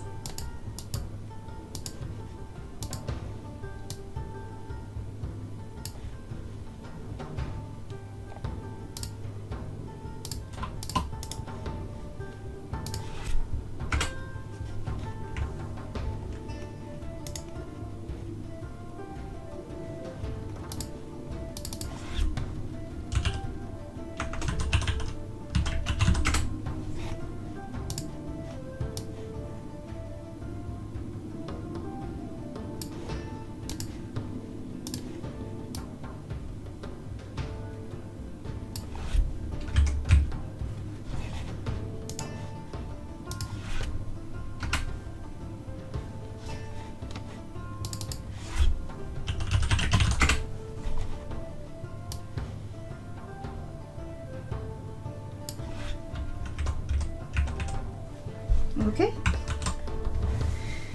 Let's back out and look.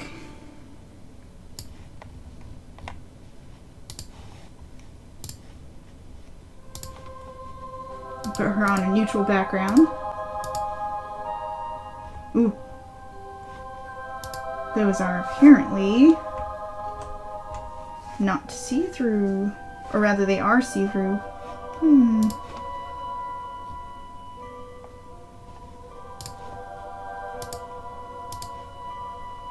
Actually, better idea. Let us do it this way.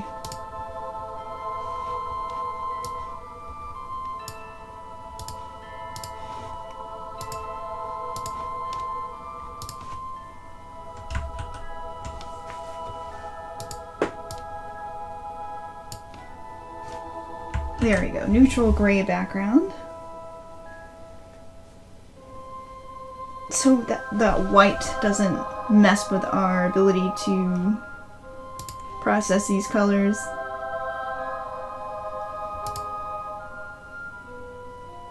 Opal is still an enigma to my brain, but I learned a lot just working through this piece and playing with the textures inside of the stones.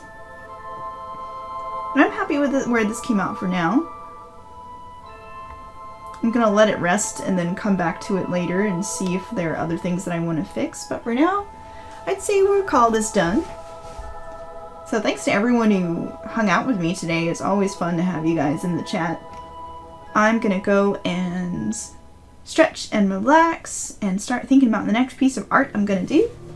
My next stream, where I'll give you a little preview of what I'll be doing next stream. The one I've been looking forward to, this gal. She's my birth month gal for November. And I'm so excited to paint her. She's got little butterflies and this little cool cathedral border thing. So I'm hyped for this one. I hope you'll join me. I'll be laying in the color flats on Wednesday night. But if plans change, I'll always put it on my stream schedule section of my Twitch. So you guys can go there and see if I've put up anything. But usually you can see the countdown timer there and it'll tell you how long to my next stream.